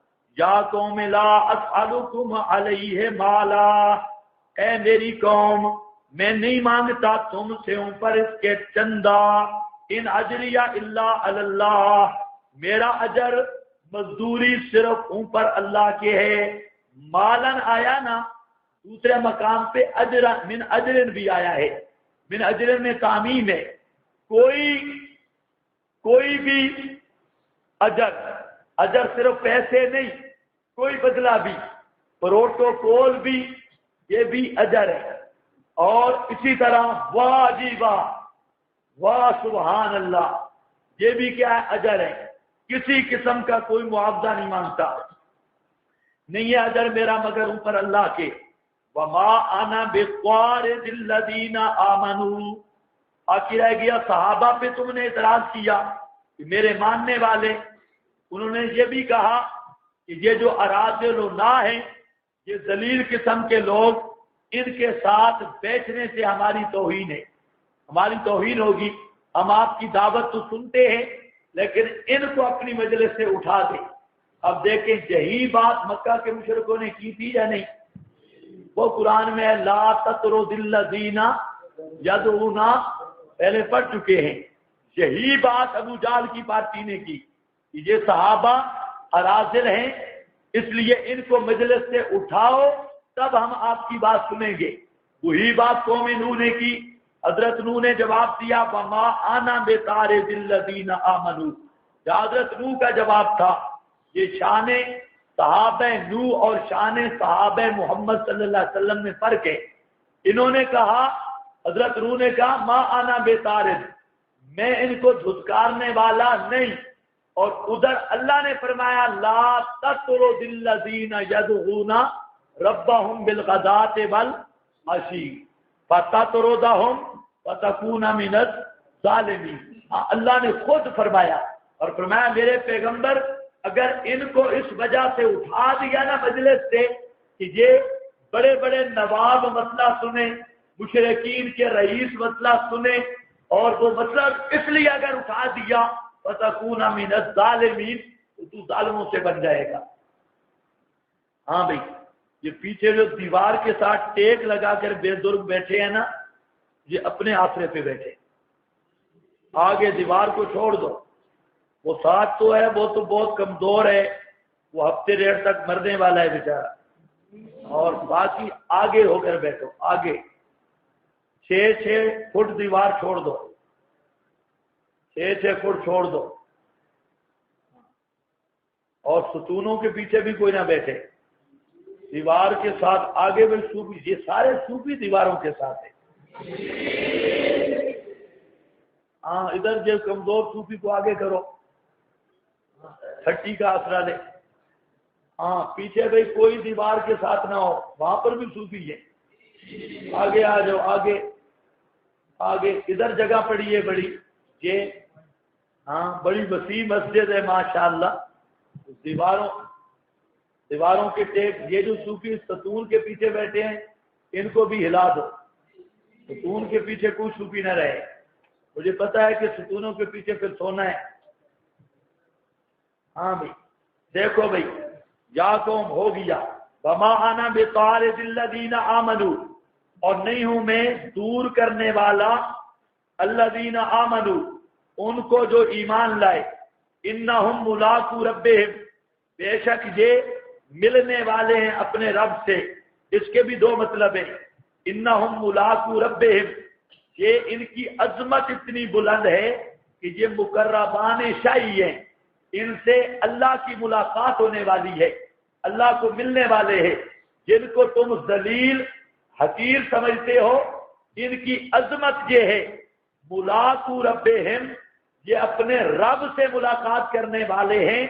مطلب یہ ہے، خلاصہ یہ کہ یہ حضرات مقربان شاہی ہیں، یہ مقربان الہی ہیں، اللہ کے بڑے پیارے ہیں۔ آج بھی لوگ مولویوں کو حقیر سمجھتا ہے، یہ جتنے بھی جدید پڑھا لکھا طبقہ، روشن خیال، لبرل مرتدین، یہ سمجھتے ہیں کہ یہ مولوی سب سے گھٹیا قوم ملا کی ہے، اور انہوں نے ایسے ہوا بنا رکھا ہے مولوی کو قوم کے سامنے، ایسے انداز میں پیش کرتے ہیں میڈیا والے سارے۔ لیکن اگر علماء صحیح ہیں تو واقعی علماء مقربان شاہی ہیں، دنیا داروں کی آنکھوں پہ پٹی ہے تعصب اور کفر کی، جس کی وجہ سے علماء کا مقام سمجھ نہیں آتا۔ انہم ملاقو ربہم ولکنی اراکم قوما تجہلون، لیکن میں دیکھتا ہوں تم کو قوم تجہلون، جاہل بنتے ہو، ایک ہوتا ہے کملا، ایک ہوتا ہے جہملا.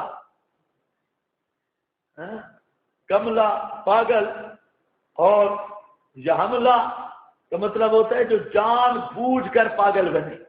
کہا پاگل ہو نہیں، جان بوجھ کے پاگل. جیسے مریض اور متمرد. مریض تو وہ ہے کہ واقعی مریض ہو، مریض ہو وہ ہے کہ سبق میں نیند آ جاتی ہو، اور کہ سر میں درد ہے جی، بہت سخت درد ہے، پیٹ میں درد ہو رہا ہے، یہ کیا ہے؟ متمرد ہے. یا قومن تجہلون، تم قوم ہو جاہل بنتے ہو، جہلوں والی باتیں کرتے ہو. یہ کون سی باتیں؟ فجا قوم من ینصرنی. ملاق ربہم کا ایک معنی بیان کیا نا، یہ حضرات مقربان شاہی ہے. دوسرا یہ ہے ملاق ربہم کا مطلب یہ اپنے رب کو ملنے والے ہیں. انہوں نے اگر شکایت کر دی تو مجھے اللہ سے کون بچائے گا؟ یہ اپنے رب سے ملنے والے، انہوں نے اگر شکایت کر دی تو مجھے اللہ سے کون بچائے گا؟ یہ کہیں شکایت لگا دے میری، پھر کیا بنے گا؟ یہ دوسرا مطلب ہے. اب وجا قوم، اے میری قوم، کون بچائے گا مجھ کو اللہ کے عذاب سے؟ یہاں ینصرنی من اللہ، ینصرنی کا معنی ہے بچائے گا. کون بچائے گا یا مدد کرے گا میری اللہ کے عذاب سے؟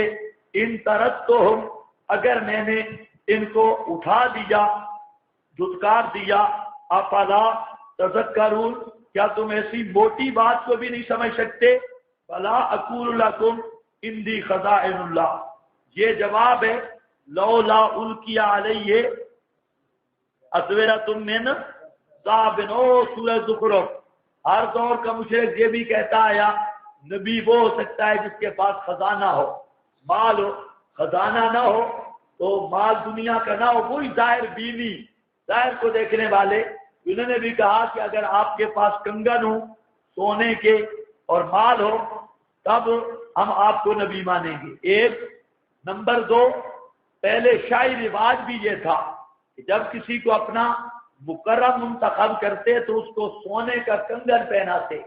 جس طرح مندری تم ایک دوسرے کو دیتے ہو سونے کا کنگن. یہ سونے کا کنگن کیوں ہوتا؟ سونے کا کنگن علامت ہوتا کہ یہ بادشاہ کا مقرب ہے اور بادشاہ کی طرف سے اس کو عہدہ ملا ہے، اس لیے وہ سونے کا کنگن کہتے تیرا نہیں ہے. بلا دوسرے لفظوں میں وہ کہتے کہ نبی ہوتا تو کڑا پہنتا. نبی ہوتا تو کیا پہنتا؟ کڑا پہنتا. جس طرح ملنگ کڑا پہنتے ہیں اور گنٹھیے والے ملنگ، بنگی چرسی، شیعہ ملنگ، وہ سوٹا بھی لگایا اور کڑے کی جھنکار کو بھی حرکت دی تو وہ کہتے تیرے بھی کچھ سونے کا کڑا ہوتا، کنگن شنگن ہوتے. معلوم ہوتا ہے کہ کڑے والی قوم بھی پرانی آ رہی ہے. ہاں، کڑا پہننے والی بھی پرانی. وہ کہتے تو کڑا چڑھا ہو. بلا اقول لکم، اور نہیں کہتا تم کو اندی خزائن اللہ، کہ میرے قبضہ اور اختیار بھی اللہ کے خزانے ہیں. بلا عالم الغیبہ، یہ دوسرا جواب، دوسرا یہ بھی جواب ہے سوال کا. وہ کہتے کہ ہم پر اگر تو نبی ہے تو پھر ہمیں چیزوں کے ریٹ تو بتا دے. اگر تو نبی ہے تو بتا آئندہ ہفتوں میں گندم مہنگی ہوگی یا سستی ہوگی، پیاز بڑھ جائیں گے یا سستے ہوں گے، آئندہ کے ریٹ بتا دے. یا ہم آپ سے چند باتیں پوچھتے ہیں، کوئی غیب کی خبریں وہ بتا دے. تو فرمایا بلا عالم الغیبہ، میں نہیں جانتا ہر غیب کو. یہ بھی نہیں کہتا کہ میں غیب جانتا ہوں. میرا الہ ہونے کا دعویٰ نہیں، میرا دعویٰ ہے نبوت کا. اس لیے تم مطالبہ کرتے ہو خزانوں کے. خزانے تو اللہ کے اختیار اور قبضہ میں ہیں، میرے اختیار میں نہیں. تم مطالبہ کرتے ہو علم غیب کا، عالم الغیب تو اللہ ہے. تو میرا دعویٰ نبوت کا ہے، میرا دعویٰ الوہیت کا نہیں. جس چیز کا میں نے دعویٰ کیا وہ چیز کا مطالبہ کرو نا، میری نبوت کی برہان. تم مطالبہ کیا کر رہے ہو؟ جو خزانے کیوں نہیں، غیب کیوں نہیں جانتا؟ غیب جاننا یا خزانوں کا مالک مختار ہونا یہ تو الوہیت کا خاصہ ہے، جبکہ میرا دعویٰ کس کا ہے؟ نبوت کا. یہ بات سمجھ جائیں گے یا نہیں؟ بلا اللہ کو مندی خزائن اللہ ولا عالم الغیبہ، اور نہ یہ کہتا ہوں کہ میں جانتا ہوں ہر غیب کو، ولا اقول انی ملک، باقی رہ گیا یہ کہنا کہ یاکل مما تاکلون ویشرب مما تشربون بشر مثلنا، یہ کہتے ہو بشر، یہ پکی پیڈی بات ہے کہ میں بشر ہوں، اور میں نہیں کہتا تم کو کہ میں نوری ہوں، فرشتہ ہوں، بشر نبی ہوتے ہی بشر ہے، اس میں کوئی شک نہیں کہ میں بشر ہوں۔ یہ تینوں سوالوں کے جواب دے دیے۔ فلا اقول للذین تزدری، اور نہیں کہتا میں باتیں ان کے تزدری حقیر جانتی ہیں یا حقیر ہیں، حقیر جانتی ہیں آیونکم تمہاری آنکھیں، ان کو جو تمہاری آنکھوں میں حقیر ہیں ان کے بارے میں کبھی نہیں کہتا کہ نہیں دے گا اللہ ان کو کوئی ثواب۔ یہ جملہ بتاتا ہے بادیہ راج کے معنی کی توجیہ کی ترجیح۔ اب سوچو کون سے معنی کو ترجیح ہے؟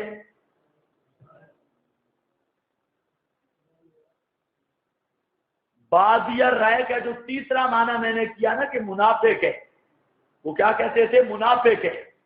وہی توجیہ جو ہے اس آیت سے مؤید ہے۔ کیا مطلب؟ لا اقول للذین تزدری اعینکم لن یؤتیہم اللہ خیرا، ان کے بارے میں نہیں کہتا کہ اللہ ان کو بھلائی نہیں دے گا۔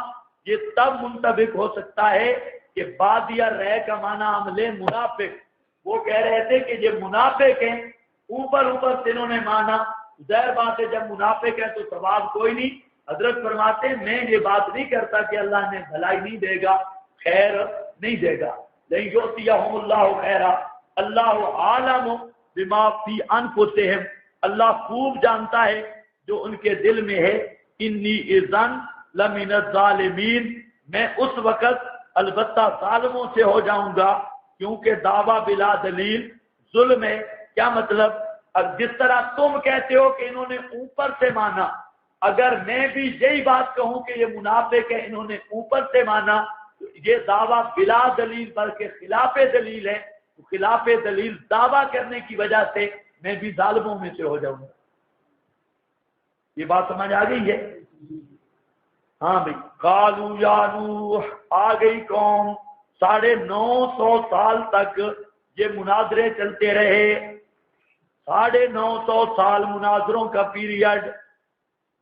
آج تو ایک چلہ لگا ہے نا، ایک چلہ تو خدا پر بھی احسان لگاتا ہے، میں نے چلہ لگا لیا ہے، اور 4 مہینے لگا لے تو مہدیت کورس مکمل ہو گیا، اب یہ امام مہدی بن گیا ہے 4 مہینے کے بعد، اور سال لگا کے آ جائے تو نبوت کورس مکمل ہے، ہاں نبوت کورس ہو گیا۔ اور ایک بیرون ملک اور بیرون ملک، اور آج کل کی بات کر رہا ہوں، پرانی بات نہیں، موجودہ فی اليوم آج کے دن کی بات، تو وہ الوہیت کورس کر کے آتا ہے، جو اس نے کہا حرف آخر ہے۔ تو حضرت نوح علیہ السلام نے مناظرے کیے کتنے؟ 950 سال۔ مولوی خاص کر اس نقطے کو یاد رکھیں کہ 950 سال کی دعوت، ایک دن درس دیتا ہے تھک جاتا ہے، دوسرے دن گیا، اور کچھ دن چلا دعوت پہ چھوڑ دو نہ، 950 سال۔ قالوا یا نوح، کہا انہوں نے، ہاں ایک بات ذہن میں رکھو، چلو وہ ذہن میں ابھی نہ رکھو، اصول دعوت میں ذہن میں رکھو، یا نوح، اے نوح، قد جادلتنا، بڑے مناظرے کیے تو نے ہمارے ساتھ، قد جادلتنا، جدال کا معنی پڑھ چکے ہو نا، مناظرہ اور بحث، اور جادلہم باللتی ہی احسن، ناظرہم باللتی ہی احسن، بڑے مناظرے کیے تو نے، بڑے جادلتنا، بڑی باتیں کی تو نے ہم سے، بڑے مناظرے کیے، فاکثرت جدالنا، بس بہت لمبا کر دیا تو نے بحث اور مناظروں کو، بہت لمبا مناظرہ کیا. یہ جدال اکثر تھا جدالانہ سمجھ گئے ہو نا؟ کیا تو نے کیا کر دیا؟ طولتا جدالانہ، بڑا طول دیا ہے تو نے مناظرے اور بحث کو. بس اب بات چھوڑو، اب بات مباحثہ چھوڑ. فاتنا بما تعدنا، بس لے آ جو تو عذاب دھمکیاں دیتا ہے ہم کو. جہاں وعدہ بمانا دھمکی ہے، تعدنا دھمکیاں دیتا ہے ہم کو. اگر ہے تو سچوں سے. یہ قوم کی بدبختی کی انتہا ہوتی ہے کہ جب وہ خود عذاب کا مطالبہ کرنے لگتی ہے.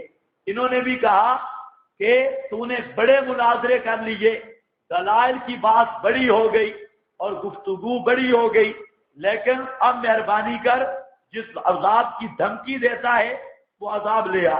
بما تعدنا ان کنت من الصادقین قال انما یأتیکم بہ اللہ. جواب مطالبہ انما یأتیکم بہ اللہ، فرماتے ہیں عذاب میرے بس میں نہیں ہے، میرے اختیار میں نہیں.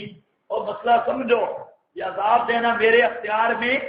انما یأتیکم بہ اللہ، عذاب لانے والا کون ہے؟ اللہ. یہ میرے اختیار میں نہیں. انما کلمہ حسر کا ہے. یأتیکم بہ اللہ معنی صاف ہے، یعنی عذاب اللہ ہی دے سکتا ہے، اللہ کے سوا کوئی دوسرا نہیں دے سکتا. انشاء اگر وہ چاہے گا، مجھے علم ہی نہیں آئے گا عذاب یا نہیں، اختیار بھی نہیں، علم بھی نہیں. وما انتم بموجزین، اور تم نہیں ہو ہرانے والے اللہ کو زمین میں. تم بھاگ کہیں نہیں سکتے، جب بھی آئے گا پکڑے جاؤ گے. بلا ینفعکم نصحی، اور نہیں نفع دے گا تم کو نصحی خیر خائی میری. اگر ارادہ کیا میں نے تمہارے ساتھ خیر خائی کرنے کا، اگر ہو اللہ پاک ارادہ کرتا تمہیں گمراہ رکھنے کا، ہوگا ربکم، کیونکہ وہی رب تمہارا ہے. فإلیہ ترجعون، اور اسی ہی کی طرف لوٹائے جاؤ گے. سزا دے گا، ترجعون یعنی سزا دے گا. کیا مطلب ہے؟ حضرت نوح علیہ السلام کہتے ہیں کہ اب مان لو، پھر جب عذاب آ جائے گا تو اس وقت کا میرا خیر خائی کرنا بھی تمہیں نفع نہیں دے گا. اور اگر میں ارادہ کروں بھی صحیح تمہاری بھلائی کا، خیر خائی کا، کیونکہ اگر اللہ تمہیں عذاب دینا چاہے کون بچا سکتا ہے؟ تو وہ خود عذاب دے گا. اور تمہیں گمراہ رکھنا چاہے اللہ ارادہ فرما دے. ان امور شکیہ کے لیے ہے، لیکن قرائن سے پتہ چلتا ہے کہ اللہ ارادہ فرما چکے ہیں. یہ بتانا چاہتے ہیں کہ اللہ تمہیں گمراہ رکھنے کا ارادہ اب اللہ کا ہو گیا، بورے جباریت لگ گئی. اب میں تمہیں کیسے نکال سکتا ہوں اس کھائی سے، گمراہی سے؟ ہوا ربکم، اس لیے کہ وہ تمہارا رب ہے، پالن ہار وہ ہے. جب وہ تمہاری ہدایت نہیں چاہتا تو میں کیسے دے سکتا ہوں؟ فإلیہ ترجعون ام یقولون افتراہ، شکوہ کہا انہوں نے. یہ شکوہ اس عبارت کے بارے میں دو قول ہیں. بعض مفسرین کا قول یہ ہے کہ ام یقولون سے التفات بسوء اہل مکہ، اور اس سے مراد یہ ادخال الہی ہے. اللہ تعالیٰ نے جملہ اپنا داخل کیا، اور یہ ادخال الہی ہے کیوں؟ صداقت رسول اور تسلی نبی کریم علیہ السلام کے لیے. یا یہ ہے کہ یہ حضرت نوح کا ام یقولون افتراہ اوپر والے کلام کا حصہ ہے، جو کلام چل رہا ہے. ام یقولون شکوہ قوم نوح پر ہے. دونوں مطلب لیے گئے. کیا یہ کہتے ہیں افتراء ہو کہ پیغمبر نے گھڑ لیا؟ قل ان افتریتہ، فرما دیجئے یہ کل کا لفظ بتاتا ہے کہ یہ جملہ ادخال الہی ہے. اللہ نے اپنا کلام بطور جملہ معترضہ کے درمیان میں داخل کیا. اگر میں نے گھڑ لیا اس کو کیا مطلب ہے؟ اور شکوہ کے آگے یہ یا تو نبی کریم کے متعلق ہے تو جملہ معترضہ ہوگا، یا یہ بھی نوح کے متعلق ہے.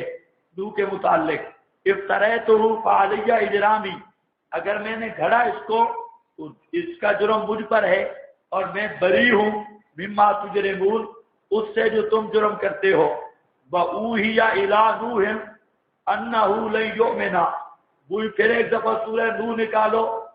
رب لا تذر علی الارض من الکافرین دیارا. رب لا تذر علی الارض من الکافرین دیارا. آگے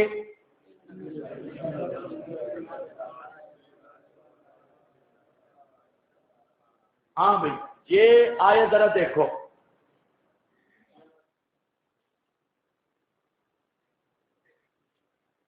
رب لا تذر علی الارض من الکافرین دیارا. اللہ زمین سے کافراں دا بوٹے ہی ٹاپر چھوڑ ایک بھی باقی نہ رہے. انکا انتظرہم اگر تو نے ان کو چھوڑ دیا یضلوا عبادک گمراہ کریں گے تیرے بندوں کو. ولا یلدوا الا فاجرا کفارا اور نہیں جنیں گے مگر فاجر اور کفار. اس کو بریلویوں نے لیا. انہوں نے کہا کہ تم کہتے ہو ماں کے پیٹ کا علم کوئی پتہ نہیں.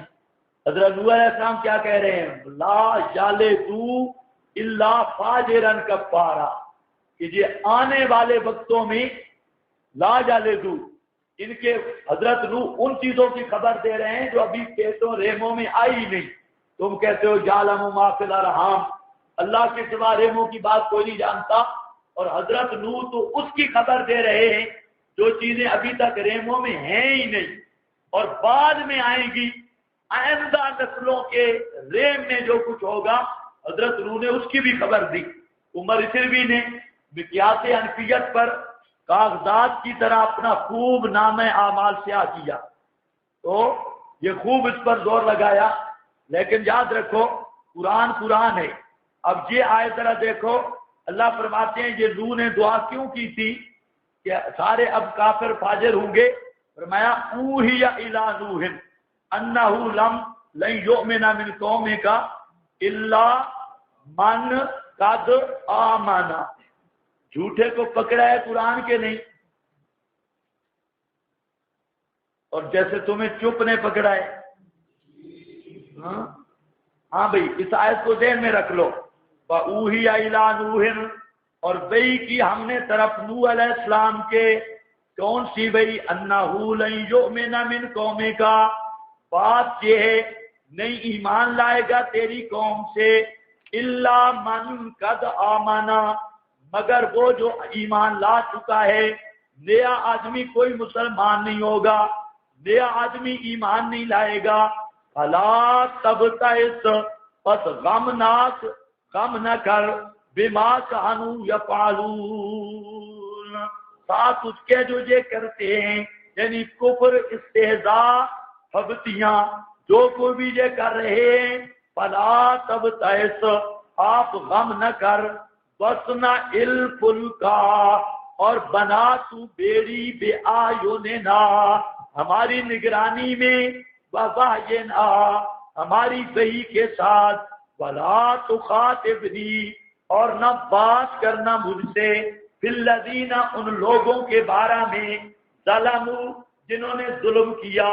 اِنَّهُمْ مُغْرَقُونَ بے شک وہ مغرقون. اِنَّهُمْ اِنَّا تعلیلیہ اس وجہ اس کے کہ وہ غرق کیے ہوں سے ہیں غرق کیے جائیں گے. وَيَصْنَعُ الْفُلْكَ بس اللہ نے فرمایا میرے پیغمبر اب جتنے ایمان لانے تھے لا چکے ہیں اور 950 سال اور بندے مسلمان ہوئے 42 یا 80. 950 سال میں کتنے بندے مسلمان ہوئے؟ 42 یا 80. کہتے ہیں فلانے مولوی کی زبان میں تاثیر نہیں. حضرت نوح کی زبان میں تاثیر تھی یا نہیں تھی؟ بندے مانے کتنے؟ 80 کے قریب, زیادہ سے زیادہ 80. تو معلوم ہوتا ہے کہ مبلغ کی زبان کی تاثیر بھی ہوتی ہے لیکن قوم کی قسمت کا چکر بھی ہوتا ہے. یہ مبلغ نبی 950 سال تک سمجھا رہا ہے لیکن بندے بن رہے ہیں 80, زیادہ آدمی بھی کوئی نہیں. اور دعوت بھی آپ دیکھ چکے ہیں رات دن دعوت ہے. جہار مجلسوں میں دعوت ہے لیکن 80 آدمی ہمیشہ کھڑے تھوڑے ہی نکلتے ہیں اور گند پہ سارے اکٹھے ہوتے ہیں. ظلموا انہم مغرقون اللہ نے فرمایا اب اور مومن نہیں ہوں گے. جب حضرت روح نے سنا کہتے ہیں رب لا تذر علی الارض من الکافرین دیارا، اللہ ان سب کو تباہ کر دے، کیونکہ یہ تو بتا چکا ہے کہ اب مومن نہیں ہوں گے. تو اب جتنی یہ زنے رنے جنے گی یہ سارے کے سارے کافر نامراد جنے گی، اس لیے ان کو تباہ کر، اپنی زمین کو پاک کر. اللہ نے فرمایا میرا پیغمبر وسنا الفلکا، آ گیا تیری بات پوری ہو گئی، اجابت دعا، تو بیڑی تیار کر، دنیا کے نقشے پہ پہلی کشتی ہے. وسنا الفلکا، کشتی تیار کر، بے آیوننا، ہماری نگرانی میں، ہماری نگرانی میں. کیا اب حضرت نوح نے کب کشتیاں بنائی تھی اور کب تیار کی تھی؟ اللہ فرماتے ہیں میری نگرانی میں، میری آنکھوں میں، یعنی میری نگرانی میں. وباجنا، اور میرے حکم پر میں بتاتا جاؤں گا، اس طرح پھٹے لگا، اس طرح تیر لگا، اس طرح رندا شندہ ہتھوڑی اور یہ ساری چیزیں جمع کر کے اس طرح کشتی بنانی ہے، پھٹے یوں ٹھوکنے ہیں. یہ نہ ہماری وحی اور حکم کے ساتھ ہمارے بتلانے سے. بلا تخاطبنی، اب بات ہو گئی، اب سفارش نہ کرنا، الذین ظلموا، بیچ ان کے جنہوں نے ظلم کیا. بھئی عام طور پہ ہوتا ہے نا، استاد کبھی شاگرد سے تنگ ہوتا ہے تو کہتے ہیں چلو نکل جا، دفع ہو جا، لیکن تھوڑی دیر بعد ذہن میں بات آتی ہے، پھر طرف رحم آ جاتے ہیں، پھر کہتے ہیں اس کو بولو. یہ ہوتا ہے کہ نہیں ہوتا؟ اب حضرت نوح علیہ السلام کے شاگرد تو تھے نا، سارے شاگرد تھے، اگرچہ صحیح شاگرد تھوڑے تھے اور بے ایمان شاگرد زیادہ تھے جو نہیں مانتے تھے. تو حضرت نوح علیہ السلام کو اللہ نے فرمایا پیغمبر کو امت پیاری تو ہوتی ہے.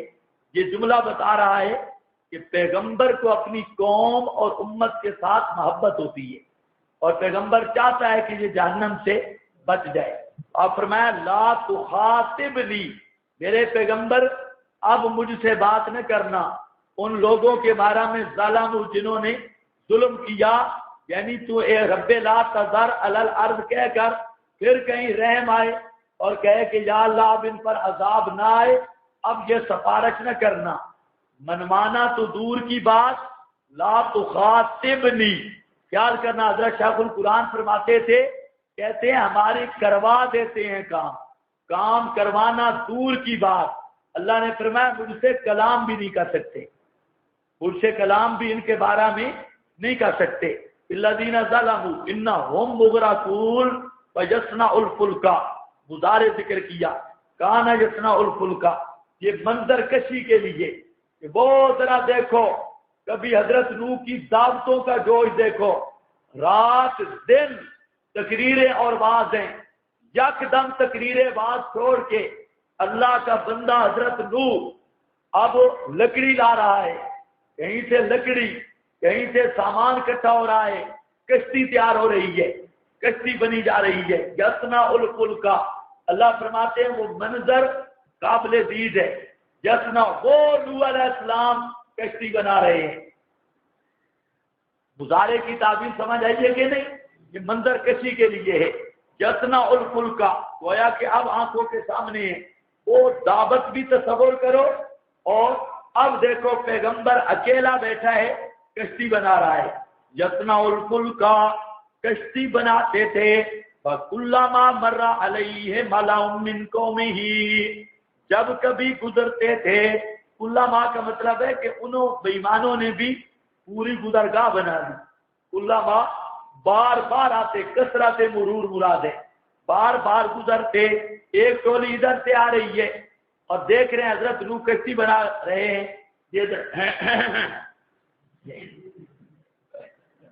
اب حضرت نوح علیہ السلام نے دیکھا کہ انہوں نے دوسری طرف، پیغمبر صاحب تو آج کل درخان نہیں بن گیا، کل تو بڑی بات کرتا تھا، آج تو کشتی نہیں بنا لیا. یہ ٹولی گزر گئی. دوسرے بدماش ادھر سے آئے کہ کیوں جی کیا مسئلہ ہے، کچھ چھپر بنا رہے ہو، یہ کیوں پھٹے چھٹے اور یہ ساری چیزیں. آج کل نبوت چھوڑ دی ہے اور دکاندار بن گئے، یہ کوئی کاروبار کرنا چاہتے ہیں.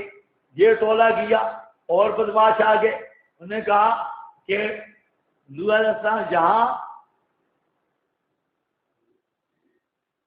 اس سنجے کا پانی نہیں ملتا، یہ کشتی چلے گی کہاں؟ اس سنجے کا پانی نہیں ہے، پینے کا پانی نہیں، سارے ٹیلے ہیں، یہ کشتی کہاں چلے گی؟ یہ تو بڑی آپ کی کرامت ہوگی کہ کشتی جناب ٹیلوں پر، ریت کے ٹیلوں پر چل رہی ہوگی، یہ کیا مسئلہ ہے؟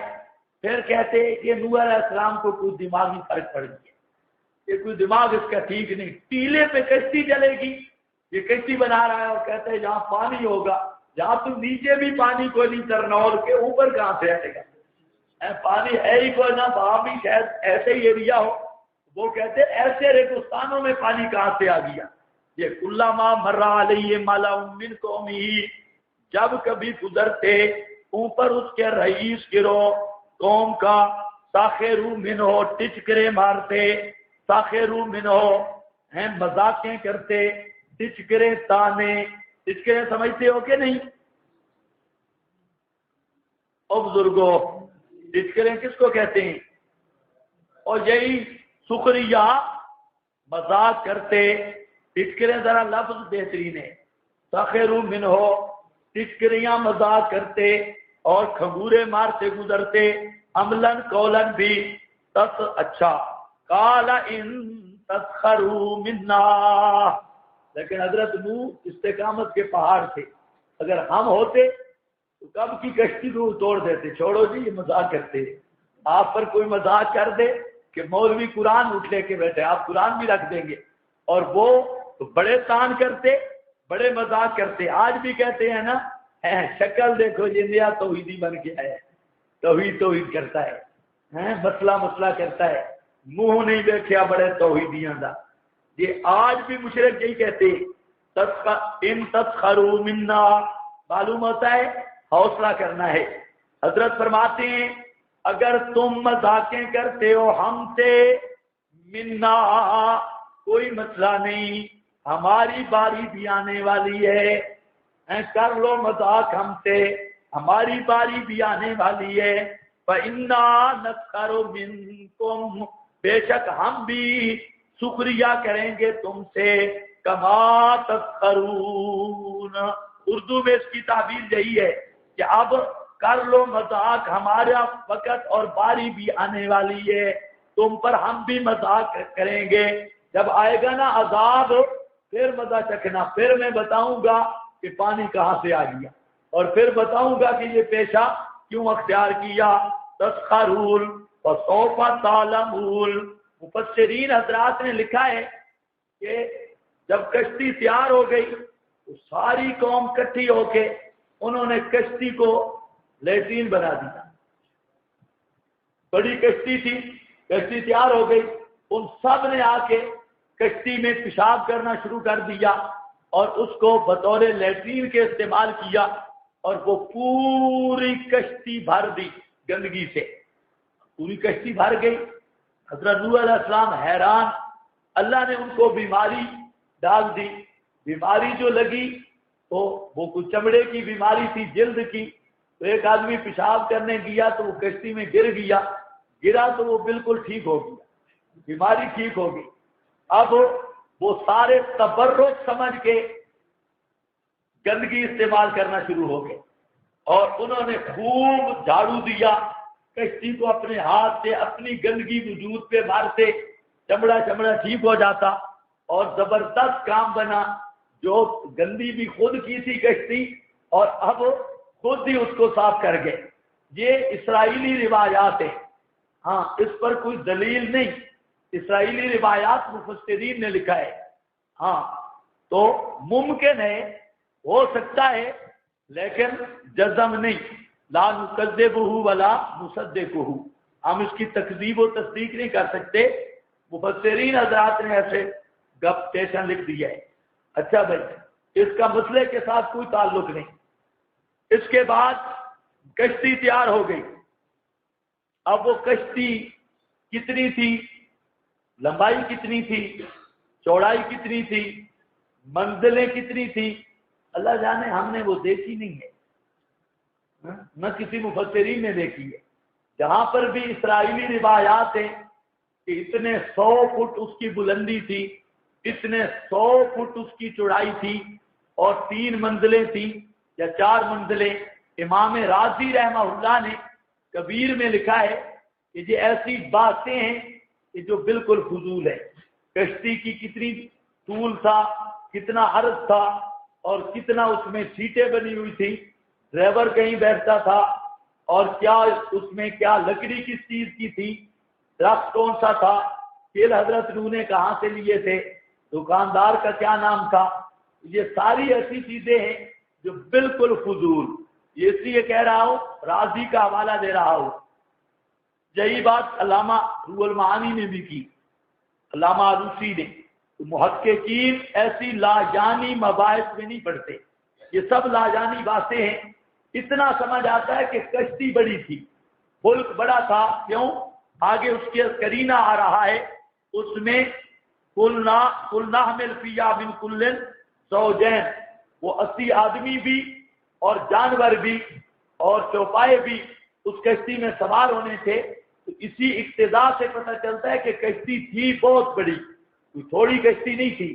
اب پوری بڑی کتنی تھی اللہ عالم، کسی صحیح حدیث میں بھی نہیں، صحابی سے بھی نہیں، اسرائیلی روایات ہے، ڈپوٹیشن جس کا نام ہے، جس کے کوئی ابتدا انتہا نہیں۔ اس لیے ان باتوں میں ہمیں پڑھنے کی ضرورت نہیں۔ ہاں آ گیا جی، قال فسوف تعلمون من یاتی عذاب یخزیہ، کون ہے جس کو آتا ہے ایسا عذاب یخزیہ، جو اس کو ذلیل کر کے رکھ دے گا، ویحل علیہ عذاب مقیم، اور کون ہے جس پر اترتا ہے عذاب ہمیشگی کا، مقیم۔ یہ ہمیشگی کا عذاب کیوں کہا؟ اس لیے کہ جب وہ عذاب میں گرفتار ہوئے تو پھر چھٹی نہیں، دنیاوی عذاب ہے، مرنے کے بعد ادخلوا نارا، برزخی عذاب ہے، اور جب قبروں سے برزخ سے بار برآمد ہوں گے تو پھر عذاب جہنم کا شروع ہو جائے گا۔ عذاب مقیم جو شروع ہو چکا ہے، یہ کبھی ختم ہونے والا عذاب نہیں، عذاب مقیم۔ حتی اذا جاء امرنا، حتی کا معنی پنجابی میں جا مکدی چکدی گل ہے، حتی جہاں تک کہ یہ سارا کام ہوتا رہا، جہاں تک کہ نوبت بہی جا رسید، درمیان میں کتنا وقت گزرا اللہ عالم۔ حتی اذا جاء، حتی کہ جب آ پہنچا امرونا، امر ہمارا عذاب والا، وفارت تنور، اور فارت تنور، ابل پڑا تنور، قلنا حمل فیہا من کل زوجین، فارت تنور، تنور ابل پڑا، جوش مارا تنور نے۔ تنور سے کیا مراد ہے؟ اس میں متعدد اقوال ہیں۔ ہاں لکھا ہوا نہیں حاشیے پہ؟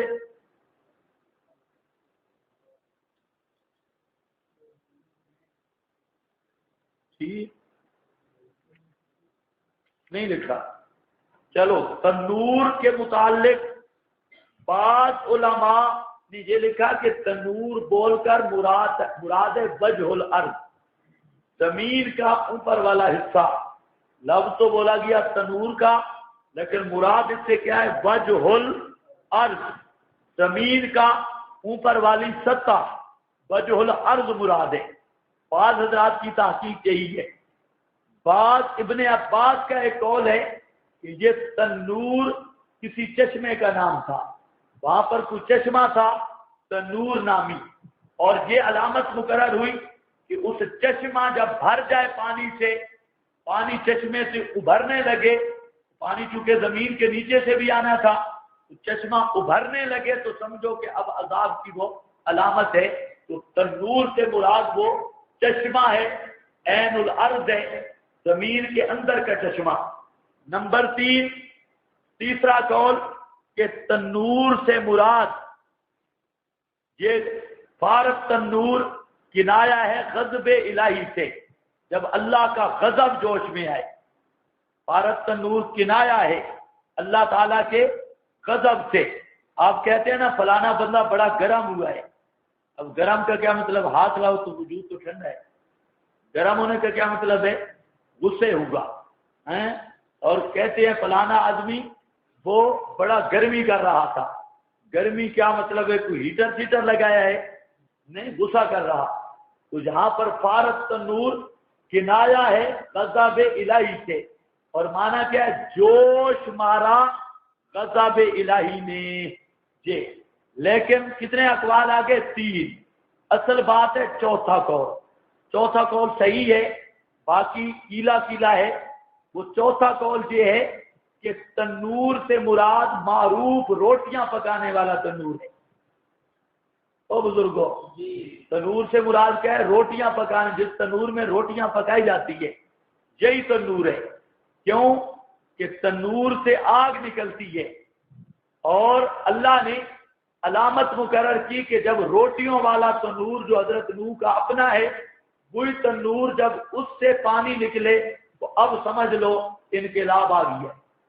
تو پہلے تو آگ کے نکلنے کا محل ہے، اب جب پانی آئے گا آگ کی بجائے تو یہ علامت ہوگی انقلاب کی، بڑے انقلاب اور عذاب کی۔ تو یہ علامت کے طور پہ تنور وہ تھا۔ اب مفسرین پیچھے پڑ گئے وہ تنور آیا کہاں سے تھا، کہاں سے؟ ایسی لاجانی گپیں، فارغ آدمی ہو پڑھتا رہے تنور کہاں سے آیا تھا، بنایا کس نے تھا، مٹی کہاں سے آئی تھی، بھٹی کس پر پکایا گیا تھا۔ فضول آدمی نکات کے پیچھے صدری نکتے ان کے پیچھے لگا رہے، کوئی مسئلہ نہیں۔ لیکن ہم یہ صدری مدری نہیں مانتے، بات صاف ہے قرآن کی۔ فارت تنور، جوش مارا تنور نے۔ تنور کیا لکھا ہے؟ روٹیاں والا تنور۔ اندل جمہور قلنا حمل فیہا من کل زوجین، قلنا ہم نے کہا سوار کر پیا اس بیڑی میں، من کل ہر جوڑا ضرورت کا، زوجین اثنین جوڑا ہو یعنی نر اور مادہ 2 عدد۔ اس کا مطلب نہیں کہ 2 جوڑے، جوڑا ایک ہو، ایک نر اور ایک مادہ۔ وَأَهْلَكَ إِلَّا مَنْ سَبَقَ، اور اپنے اہل کو بھی مگر جن پر سبقت کر چکا ہے اوپر ان کے قول بات۔ وَمَنْ آمَنَ، اور ایمان والوں کو بھی 3 چیزیں سوار کر، ہر جانور بھی ضرورت کا سوار کر لے اور گھر والوں کو بھی سوار کر لے، لیکن الا من سبق، یہ مستثنا مجمل رکھی، مفصل نہیں، اسی لیے خیال رکھنا چاہیے۔ ایک جملے پر اشکال کا حل ہو گیا، جہاں مستثنا کیا رکھی؟ مجمل۔ الا من سبق مستثنا مجمل ہے، مجمل طور پہ بتا دیا کہ جس پر قول سبقت کر چکا ہے اس کو نہیں، باقی گھر والوں کو سوار کرو جی۔ ومن آمنا، اور ایمان والوں کو۔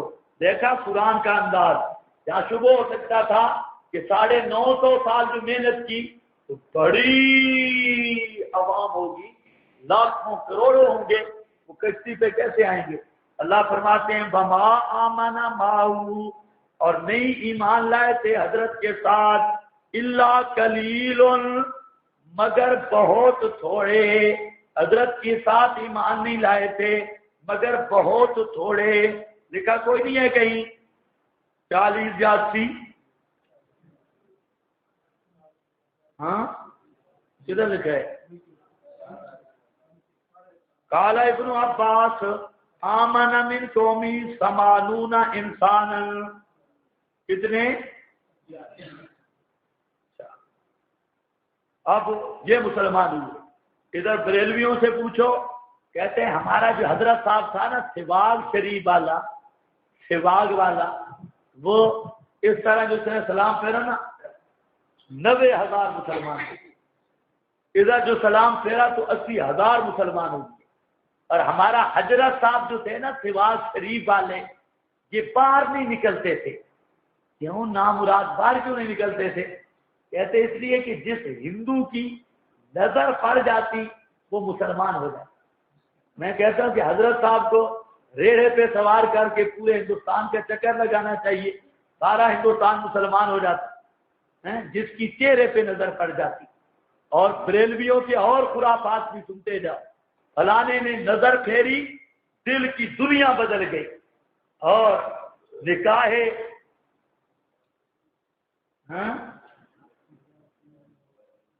نگاہ ولی میں یہ تاثیر دیکھی بدلتی ہزاروں کی، نرا جھوٹ، اصلی جھوٹ۔ نگاہ ولی میں یہ تاثیر دیکھی بدلتی ہزاروں کی، تقدیر دیکھی۔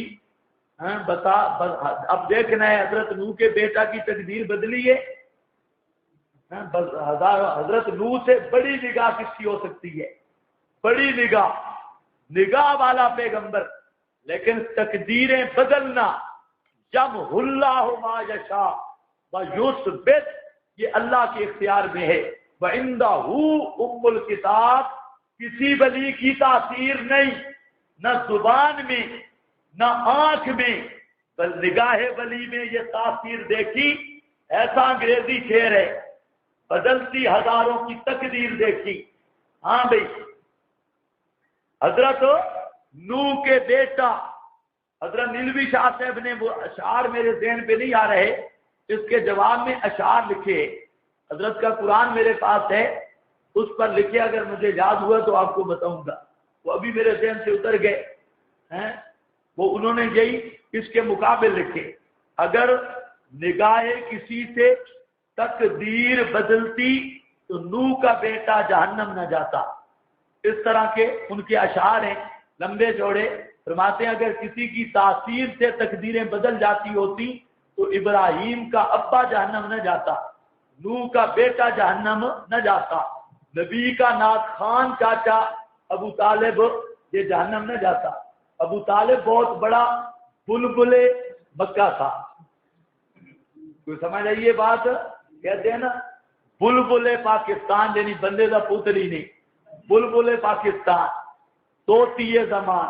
ابو طالب بھی طوطی زمان تھا، اور بلبل پاکستان یا چربل پاکستان وہ بھی یہی تھا، بڑا ناک خان تھا، لیکن تقدیر نبی نے نگاہ بھی ڈالی، نگاہ بھی آخری وقت میں ڈالی، پیغمبر کی نگاہوں سے آنسو بھی آ گئے، لیکن تقدیر پھر بھی نہیں بدلی۔ وہ کچھ سن رہے ہو کہ نہیں سن رہے؟ نبی نے نگاہ ڈالی، اور اس قدر ڈالی کہ نبی کے نگاہوں میں آنسو بھی آ گئے، لیکن پھر بھی تقدیر نہیں بدلی۔ اوپر سے آواز آئی اِنَّكَ لَا تَهْدِي مَنْ أَحْبَبْتَ، اِنَّكَ لَا تَهْدِي مَنْ وَلَٰكِنَّ اللَّهَ يَهْدِي وَهُوَ أَعْلَمُ بِالْمُهْتَدِينَ۔